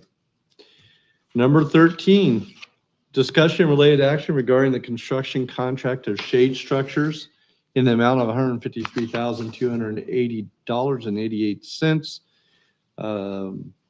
Yes. So originally, we had included in the budget the renovation of the town square, the 8th Street Gateway sign, which is a new sign, rehabilitation of the 4th Street sign, streetscape improvements, benches and trash receptacles, and stormwater improvements. So that was originally included as part of the project costs. And subsequently, hopefully you've passed by the site, but you've probably seen Nielsen on site working on the location. They're making great progress. And as we've made progress, they have asked that we provide direction so that they can continue the construction process. And in speaking to the mayor yesterday in our meeting, he said, well, they can always add the shades afterwards. And that was one of the discussion points, because it's true, they can add the shade structures afterwards. However, for work sequencing and footings, it would be a much cleaner job if we made a decision now. And so I want to make sure that I disclose that in transparency, but also understand from the contractor's perspective, they want to provide you with a great outcome, and that means sequencing the job accordingly. And so with that said, and this is one of those options that I'm really torn about. I love the concept of shades, but I also like it open. So whichever council, the direction that you all want to take in, because it is an added cost. And so that added cost is $153,280 with 88 cents. And we going into why the 88 cents. So we're using Sourcewell for this. And so this is through our piggybacking options that we have. We use Sourcewell from time to time to purchase different things. And so through Sourcewell, they do a competitive bid, and then cities from around the state can use these contracts. And so we did include that, and as well as the contract for anybody who's interested. And the company is USA Shades. They do businesses as Shade Structures, Inc. And with that said, in terms of budget, so our grant construction allocation was $3,927,000, and the bid received was $4,002,000. The total amount that council approved to date was $4,402,000. And so this would add an additional cost to that. The new amount, if approved, would be $4,055,000. And so this is for council consideration and to obtain direction on that. So I had a meeting with on this, and one of the things I read in the background was that the construction company was asking as soon as possible to have information if they were going to do this, because they want to integrate it into before they put the turf down, and so they could put the base for these shade structures. I was thinking this would be an after. It also could be an after construction application. And then if we wanted to look at it that way, they would have to cut up a bit of what they did, but it would be mounted on top. And then we could decide on this 153 based on if we had to use contingency money or not, because there's quite a bit of contingency money there. Mm-hmm. That either way, if we don't use all that contingency or any of it, that 153 can be absorbed up in there. But if the thought here would be that we want to have it, could you pull that slide up? There's a slide of the shade structures, and you can see there that that's under the turf, and it gives a much cleaner look. Everything, all the hardware would be, submerged. The only thing I'm concerned with the shade structures is obviously our wind, our climate. Yeah. The heat is these shade structures are just, now we've seen something very similar to this over most school playgrounds. to Yeah. using that type of fiber. So, is there look, we install it, 3 years later, it looks like not as it did the way that we installed it. There's nothing, they'd probably do a factory wear and tear type thing, and once that's done, it's done. Yes, generally, and we also select normally just desert colors so that if they fade, there is not a significant look that would just destroy the overall aesthetics. We go with general desert tones. Right. And so, but we're looking for direction on this one. And I think that whichever direction I think will be good for the project. This is one of those items that I'm 50-50 on. So whatever the council decides will be But happy. just confirming that if we decided Mhm. later on that You we want- can. we can. You can. Yeah, this is not one of those things that, I mean, if we want it to look like that for that reason of being submerged, that's one thing. But we could make it look almost like that with the little bit of a rise in concrete at the base. And I don't think anyone would really. If we wait, isn't that double work for the people? Mobilization, because they tear up the work Yeah, that that's has been double done, work. which Well, again, yes, you don't want heavy machinery on new concrete. Well, we're yeah. cutting out where the base would be, where they would cut out for the base would, well, that's the intricate part. We wouldn't have heavy machinery on this. They would probably crane that over or build it in place, wouldn't they? I don't know. Based I on don't what know. I'm seeing, that's probably what they would I do. think also at least the events I've been seeing, there are more towards the afternoon and so forth. And also just, again, constituent input. I realized that this was done before, at least Marty and I were here and Mike, but some of the complaints, numerous complaints I have here is that they feel that we're even though it's grant money, and I've explained that to them, that's money that we've been granted. They just feel that, why do we continue to put money there? And I would prefer to wait to be able to see first how everything else goes and if our timing of events change and so forth, and to see the real necessity, because I know there's other parks that would, or areas that would benefit from shade as well. Yes. Maybe even the Gomez Park area where that's going to be, brand We new. do.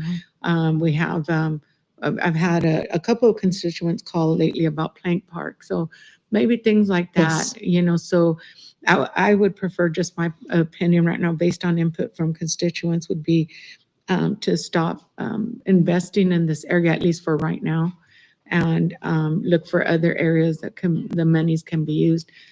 Maybe we can even use it. I know that we've spoken about the facade improvements downtown, maybe, Okay. especially between 4th and 5th. Maybe we can use that money for that, after we have discussion and vote and so forth. But I think to continue to put it in that area when the rest of downtown needs help as well. Okay, I think that's a great. One thing I do want to add is that we did add into this next year's budget, because you mentioned it, Plank Park and Countryside, both of those shades were deteriorated due to high-speed winds. And so I did want to add that we did include those, so that you'll see those for future consideration. Okay, thank you. Countryside is Jackrabbit, Right. Fox Trail. I was just trying to think of when the shade structure went in at Plank. How long has Plank been in the? Probably 2017, 2018, around there. Okay. Yeah. Around there, circa. Tell us a little more about this grant money, Adriana. Is it strictly for downtown Embellis, or can be used Yes. as other? Remember that we received $3,927,000 for construction alone through Embellece, and that was for the town square and the two signs one on a brand new one on 8th, which we're really excited about, and then another one on 4th, and also the street furnishings. But it's limited to the scope that we identified in that grant. Where are we in expenditures now? But what was it, three? What, three? 75,000 over. No, what we were granted for the Embellis, what was it? Oh, the total amount, I have it in the total amount was $4,477,000. 4.4 million. Thank you. And that is specifically for the Embellis? Yes, downtown? yes. And where are we in spending so far, projected spending right now without this? So right now, I don't have the exact amount. We haven't received our first construction invoice. So I don't know how much we've spent to date. I know we've completed all of design, 100% of that, which we were allocated funding for, and construction engineering is set at 200,000. We haven't processed invoices. So I'll probably be able to provide you an update on that in the next staff report if you'd like to see that, where we're at today. Great. So That'd be we're not great. over budget. We track it through Great, spreadsheets. great, thank So you. I get the 10% contingency, but $400,000 is pretty expensive. That's a huge oversight. I'm sorry. I On know the that- contingency, I'll give you an example. We just had a walkthrough and the roof is in really bad shape of that facility. And so it sounds like it's a lot, but a roof is going to be about 150,000, 200,000 for that location. So it's I'm sorry. certain things that we see once we go out there and they notice certain issues when they're walking the site. But what I'm getting at Yeah. is we had grant allocation for $3,927,000. Yes. We accepted a bid that's $75,000 over it. That's the bid for it. Then we put a 10%, which is a $400,000 contingency on to bring it to 4.4. So now we're almost $500,000 over versus chipping away at some of the projects. And a $400,000 contingency is just based on a 10%. That's Yes, we just do. what we do. Yes. But what I'm getting at is there shouldn't be a $400,000 oversight. It's just something, it's a placeholder, right? Yes. But are you saying there's already 150,000? No, I'm telling you the Oh. issues that we've seen as we walk the site on in terms of the roof, the integrity of the roof. There's some water damage on the side. So there's things that we notice that sometimes So when we really. get, Yes, go a ahead. bid, do we ever do a site survey before that? Yes, we do. And that wasn't caught? The water damage was not caught on the inside of one of the facilities. I'm sorry, but I do think that we gotta get better at that. Okay, well, thank you. Now, I'm not saying it. Yeah. It's just, we cannot continuously, miss things that have dollar amounts assigned to them. Look, there's things we can control and things Yes. we can't. But if it's a visual inspection and we missed it prior to the thing, but we found it after the thing, and there's nothing that changed other than we missed it, that's things that I would like to see obviously corrected, whatever that means, whoever needs to go out and do that. Yes. Because I don't want the contractor telling us, hey, you guys missed this, because that's a $75,000 fix, and we'll fix it for 150. Yes. So, Thank you. all right. Thank you. I got my piece out of the way.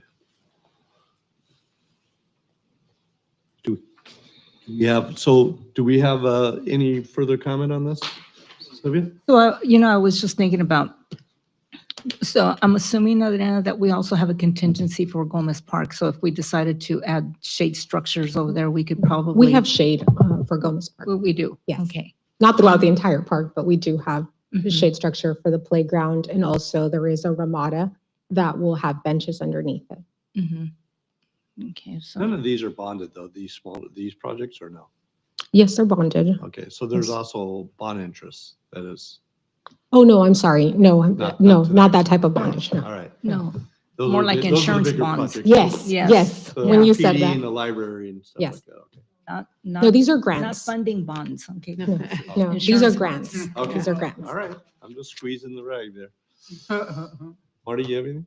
No, no. So, Claudia, I don't know if you would like to turn that into a motion as far as not moving forward at this time with that, or does anyone have anything else that they want to? I would Well, like to you know- get, along with the perhaps a potential motion is to get the rest of the financial information in first, as well with our discussion and decision later on. If that is a motion. What other financial information, Marty? We just asked about where we stand with the grant and what our expenditures are so far. Expenditures to date on the grant, which we can provide. Yes. Thank you, Adriana. So I You wanna do it? assume that the emotion is that we hold off on the shade structure at this point, and then we can move forward. Again, the difference is going to be if we're going to have a raised base or not. So am I correct with the motion? Yes, with his, about the, Do you understand that? So Councilmember Allen, you made a motion then? Yes, please. So we need I a would like to amend the motion as well as postponing that we gather the pertinent financial status where we are in the project as well.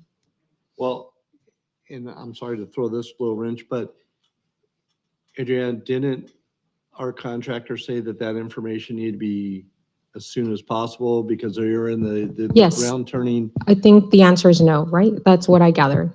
Well, Do not move he's trying forward. Marty is trying to bring up that maybe we need to have the financials to make a decision of yes or no. Is that what I'm hearing, or is it a no matter what? That's a good question. The Yeah. financials. Knowing the bearing of it now knowing the financial standing now generally won't affect whether you do the shade structures or not, because we have only started construction, so you won't know that until the end of construction. That makes sense? I think if, Yeah. just for pertinent, That's why I was wondering why Yeah. you wanted, because we were working within, the bid, the budgets, so at this point, the bottom line is, where we stand at the end. so we you have know, a so it's like- sizable contingency due to the amount. There's already some snips at the contingency because of things that have already kind of been found, which is preliminary stuff.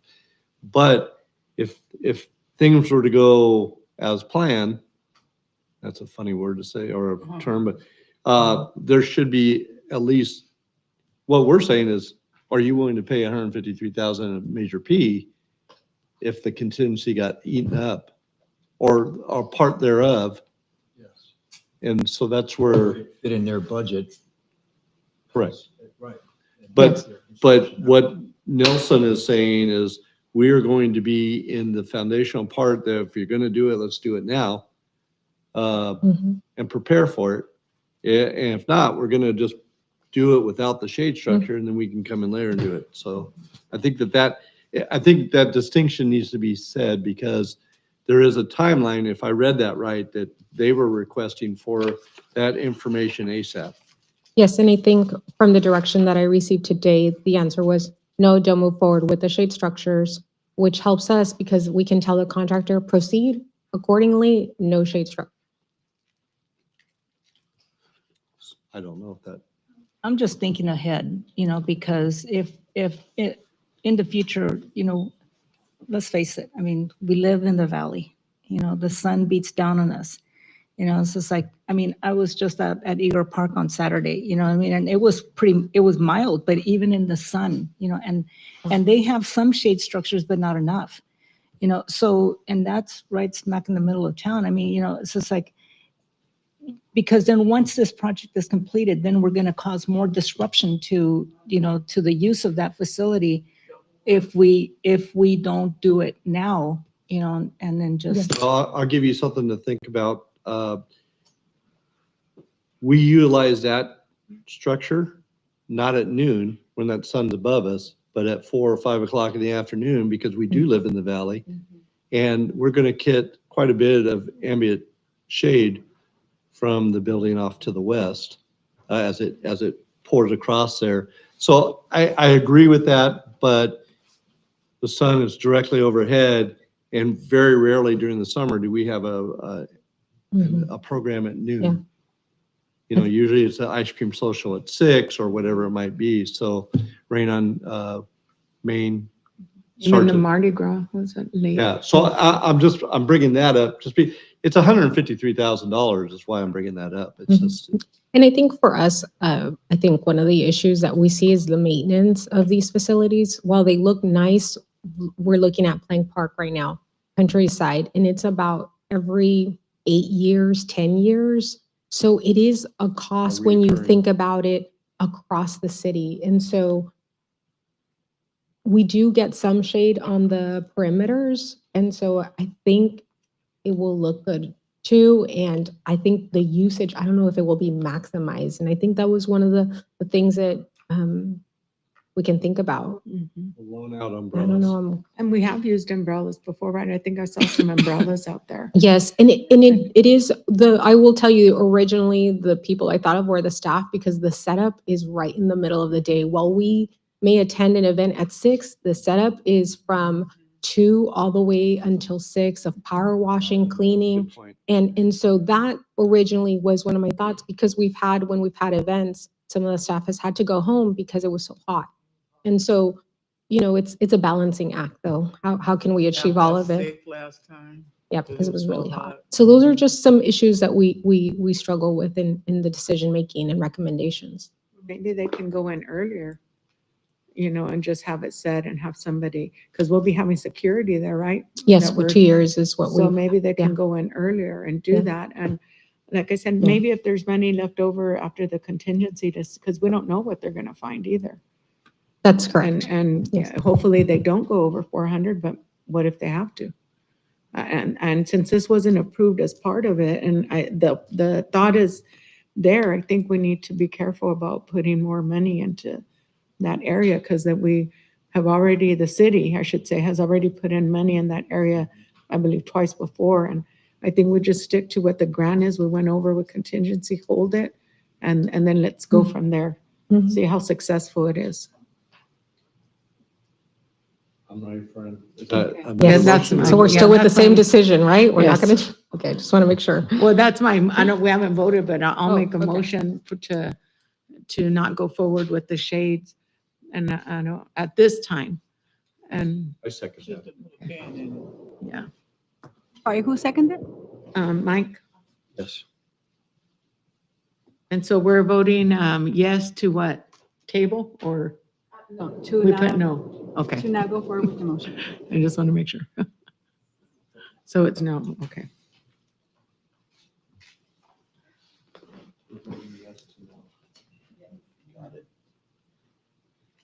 Motion fails. So it's a no.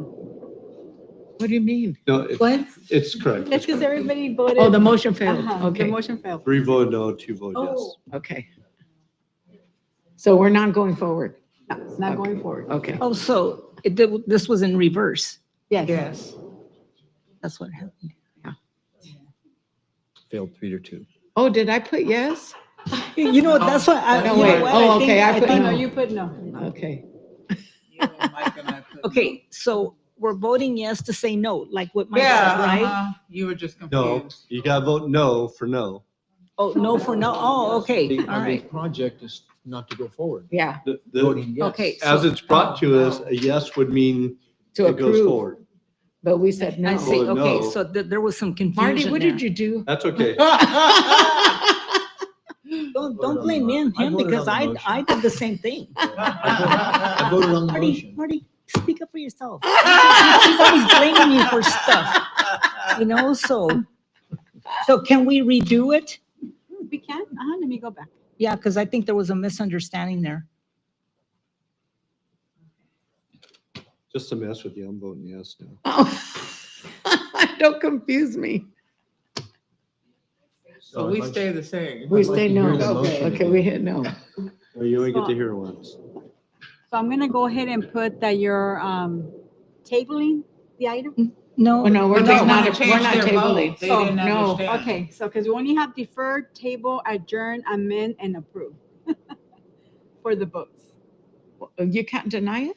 Like where we just failed it? So let's go ahead and do a roll call then.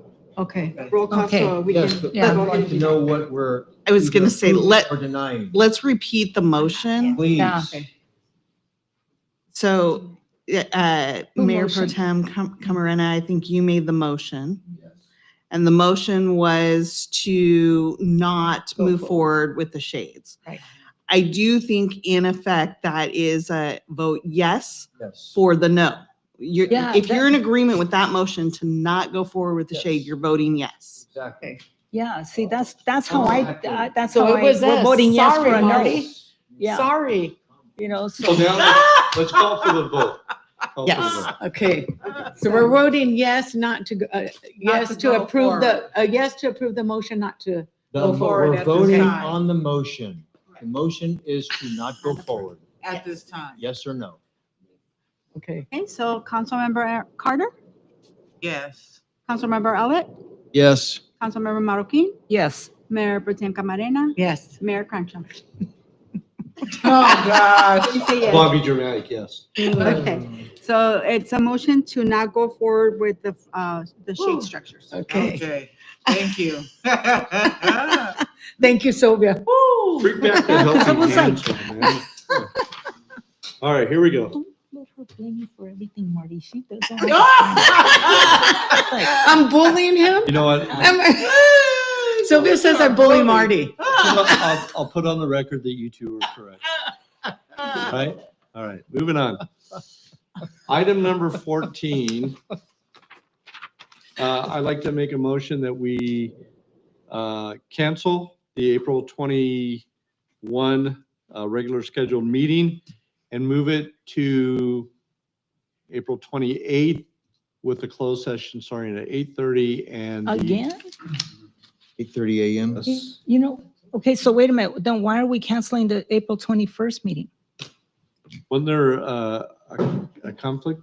They're going to the league, the cities in Sacramento. The city summit? Yeah. And we have a Who lot will we be- want to, I think closed session will be for negotiations again. We will be What, flying. and why can't we just schedule on the 28th at our regular time?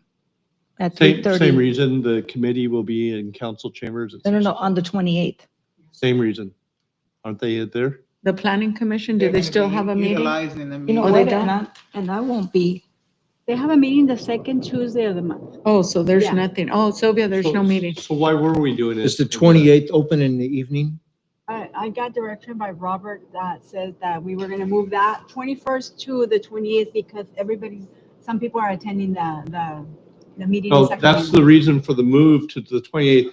But I believe that Robert was under the same assumption that the committee would be having the room But at they're not. 6. So if that's not the case, So, No. yeah, and We can do the this room is afternoon. not- We gotta ask Robert, was he and I'm not available. coming? This room is available on the 28th, In the evening? All day? all day. All day. I'll Thank you. be- If we're busy, it's only gonna be in the morning because we most likely will be I'll be having out of LAFCO town. here in the morning. I mean, what? LAFCO meeting. Oh, okay. I'm ready to make So, a. Mike, I'll be out of town on the 20th. I'm traveling because I'm attending the Cal JPA Elected Officials Summit. Do you have any problem with us moving forward with the meeting on the 28th? Okay, then we'll do 8:30. There's no committee meeting here that night, so we could do it at nighttime. If she's not gonna be here, we're okay with All day. 8:30. That way we just get it over All day. with. Oh, Yeah, because I've got to leave in the afternoon to, The you afternoon. know. yeah. 30 fine? I'll make a motion to go ahead and cancel the April 21st meeting and reschedule that to April 28th with a 8:30 a.m. starting time for closed session and a 12 for open session. I'll second. Oh, okay. How about both this? I know. So, you know, I mean, I don't like missing meetings on purpose, but, you know, it's just like my schedule won't allow. no, I understand. I think the other part of that was that we have quite a few things that we were gonna go just completely dark and then have the meeting on the The 20 regular meeting on the on, 28th. Because the 21st was gonna be a conflict. And then the 7th became a conflict because of the people out during spring break. So we just changed the 7th and the 21st to the 14th. oh, so we just shifted Correct. to the 2nd and the 4th instead of the 1st and the 3rd. Yeah, see, I didn't know that. None of us do. Yeah, what do you, for what month? We did. We, For May? no. Oh, for this one, yeah, this one I have it on my remember. calendar. We all had it. Yeah. I already have it on my calendar. Trust me, if Was anyone's I? gonna forget, it's gonna be me. Or Well, me. Well, did we pass that motion? Yes. Well, I still okay. need Sylvia. Who? Councilmember Marroquin needs to vote. Motion passes 5-0. Oh, good.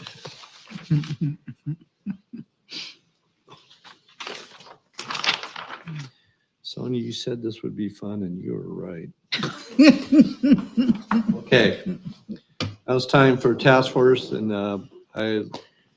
Sylvia, would you like to start? Sure. Okay, let's see. We'll start with the floating Easter egg hunt, and that's an event that I really enjoy and I don't miss, every year. So that was, and it was a huge turnout. So, kudos to the Aquatic Center for always putting together these fun, festive events that really attract the community. I was also out at the Old Eucalyptus Schoolhouse for their ribbon cutting, their grand opening and ribbon cutting. They're under new ownership, and one of our planning commissioners, Jeffrey and Jamie Chan, are the owners of the Old Eucalyptus. They've really given the venue a facelift, so it's got a whole new look to it. So I was out at the Autism Fair at Eager Park and Imperial last Saturday. That event is, to show our support for, those individuals with those disabilities, including some of my own family members. And I think that's it. I mean, there's quite a few other upcoming events this coming month that we'll be attending, and so it's like, but I won't be here for the next meeting on the 28th because I will be attending the Cal JPA Elected Officials Summit, which will be held in Chula Vista. So I'll be there for approximately 2.5 days. So, and that concludes my report. Marty? Yes, so I attended the same two events, the floating Easter egg hunt, as well as the last Thursday's grand opening of the reopening of the eucalyptus with new owners, the Chans. And again, that is a good thing. We're very happy with that. But this coming Saturday, I want to remind everybody that the Children's Fair is one of the largest events that happens in our Buckland Park. And very excited about that, praying for good weather, not too windy, not too hot. There will be always a huge turnout. I don't know where everybody parks, but the park is full of people, and we're very happy about that. So it's really is for our children, and all the events there, all the presenters there have things for our children, activities for our children to do. It's a very positive thing that we do. I'm very happy with that. I'm involved in 2 booths that'll be there myself. I'm involved with 2 booths that will be there, so I'm very thankful for that. Sonia? The Dr. Seuss at the library event, very nice. The staff really went out with the decorations. The kids really enjoyed themselves. The same thing with the floating Easter egg hunt. We got to give it up to our staff. Our staff does a really wonderful job. Thank you for everything that you do. Attended the Fraser Field grand opening. Very nice. It was a good show of people there. The IID tour, Mayor Pro Tem and I had the honor of going on the tour. Staff was phenomenal. Give it up to them. We really had some great hospitality. We learned a lot that day. It was very interesting. Things that we didn't know actually existed within the IID. We are informed about it now. And the Vietnam Veterans Tribute, I attended that it was on a Sunday. Very nice tribute to our veterans. And the Public Safety Committee meeting that I attended in Orange County. They're working on some new laws and bylaws, and so a lot of heated discussions in there, mainly about our youth and how things have changed amongst our youth, and I don't know how to say it nicely, but I guess I could say it the way they said it, that we live in a generation where our youth does not listen.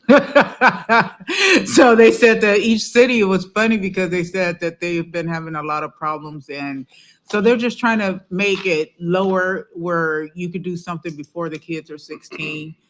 You can grab them maybe by the age of 12 when they're being out disrespectful or something because they feel like you can't touch them. They're just not touchable. So it was a lot of good conversations. And so hopefully we could do something that would help prevent any harm happening, because that's what it was looking towards, a lot of harm in each city.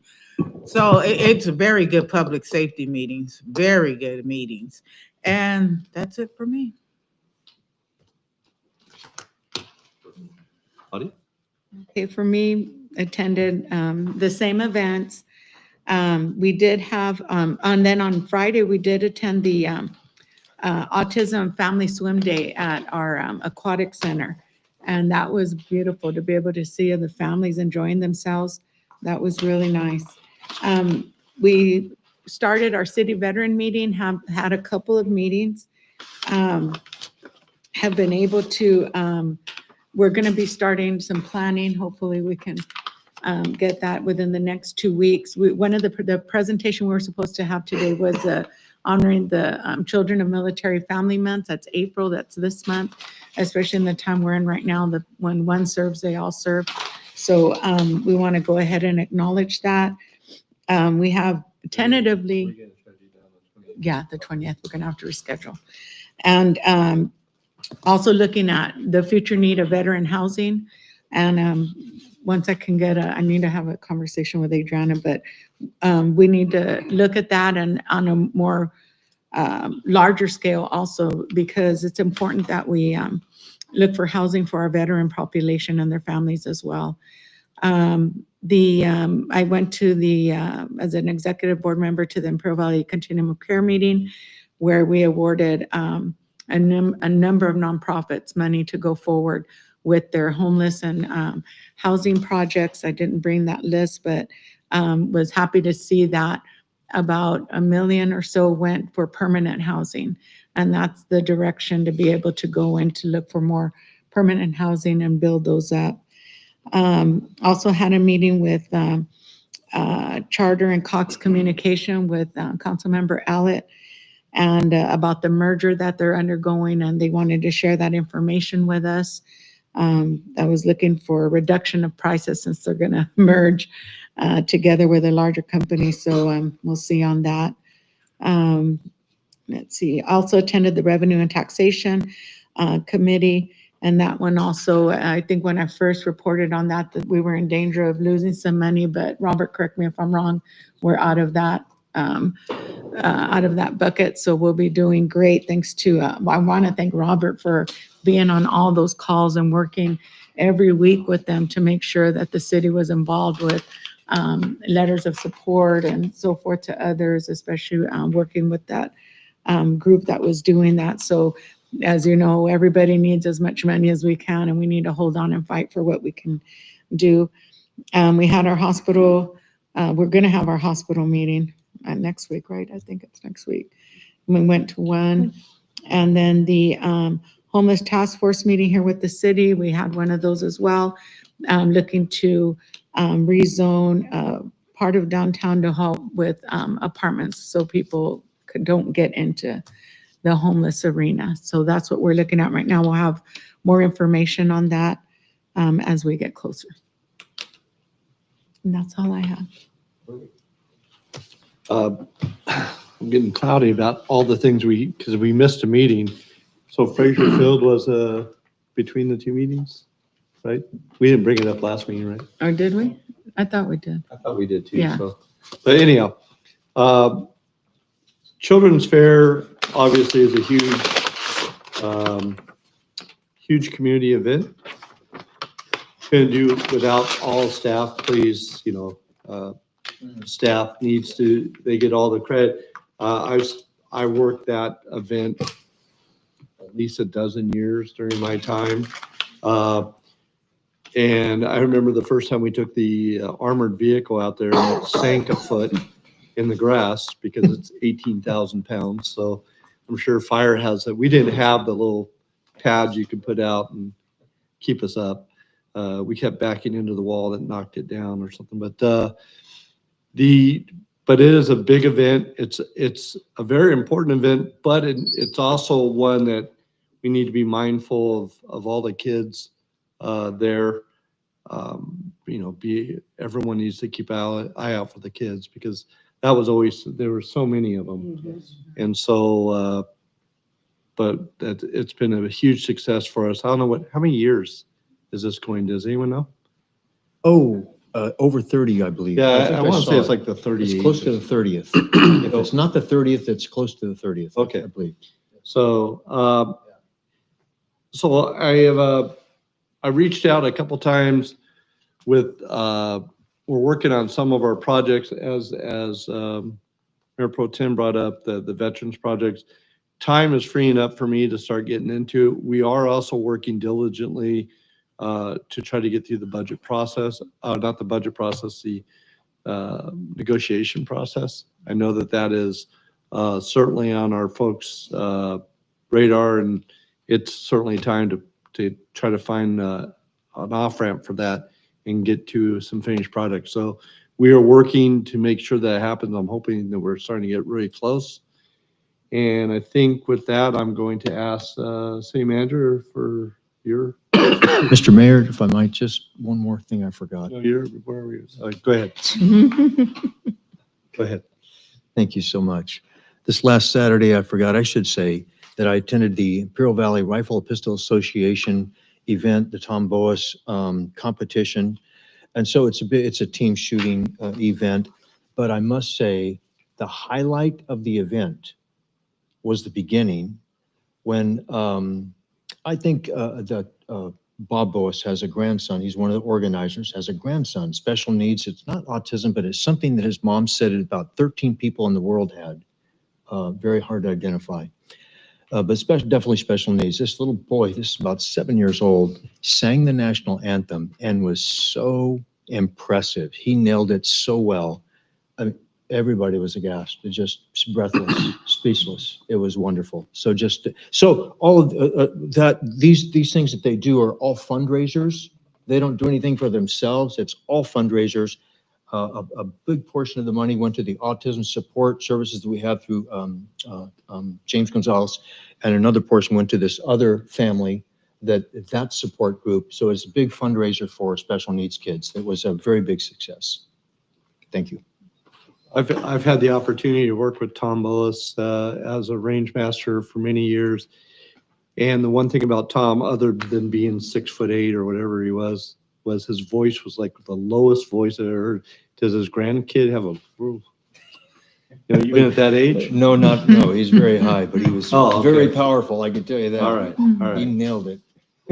I also wanted to mention, or correct me if we did already, that we attended the Benavides Memorial fundraiser for the fire department. Yes, we did. We did mention, okay. No, we didn't. Oh, we mention didn't. this. Okay, just wanted to thank fire for that invitation and just see the unity. That they're out there together with the families and the retirees and bringing that, letting them know that they're not forgotten. And you can see that it was really touching. I was able to stay through the whole game on Friday very night. We all nice. did, yeah. Mhm. It was really Remembering good, that. yeah. That's And so they're doing a great job, not just protecting the city, but also protecting and remembering each other. Camaraderie that they yes, show is very, very really, touching. really strong. Thank you. So all I have, Mayor Crenshaw, is some kudos for Carla Mason, our library director. She does a lot within the library community. She's currently at the Institute of Museum and Library Services in Phoenix, Arizona. It's an invitation-only attendance. She's having a blast there from what I hear. She's also been interviewed at the event, and that interview will be released shortly. It'll be used to promote some of our future events here in the city of El Centro. So Carla's representing us very well. That's all I have for today. Thank you. I'm trying to figure out how a librarian has a blast at it. Every time they start laughing, they get Gotta be quiet in the library. All right. I think that we successfully got through this. With that being said, that 3:49 ends this meeting.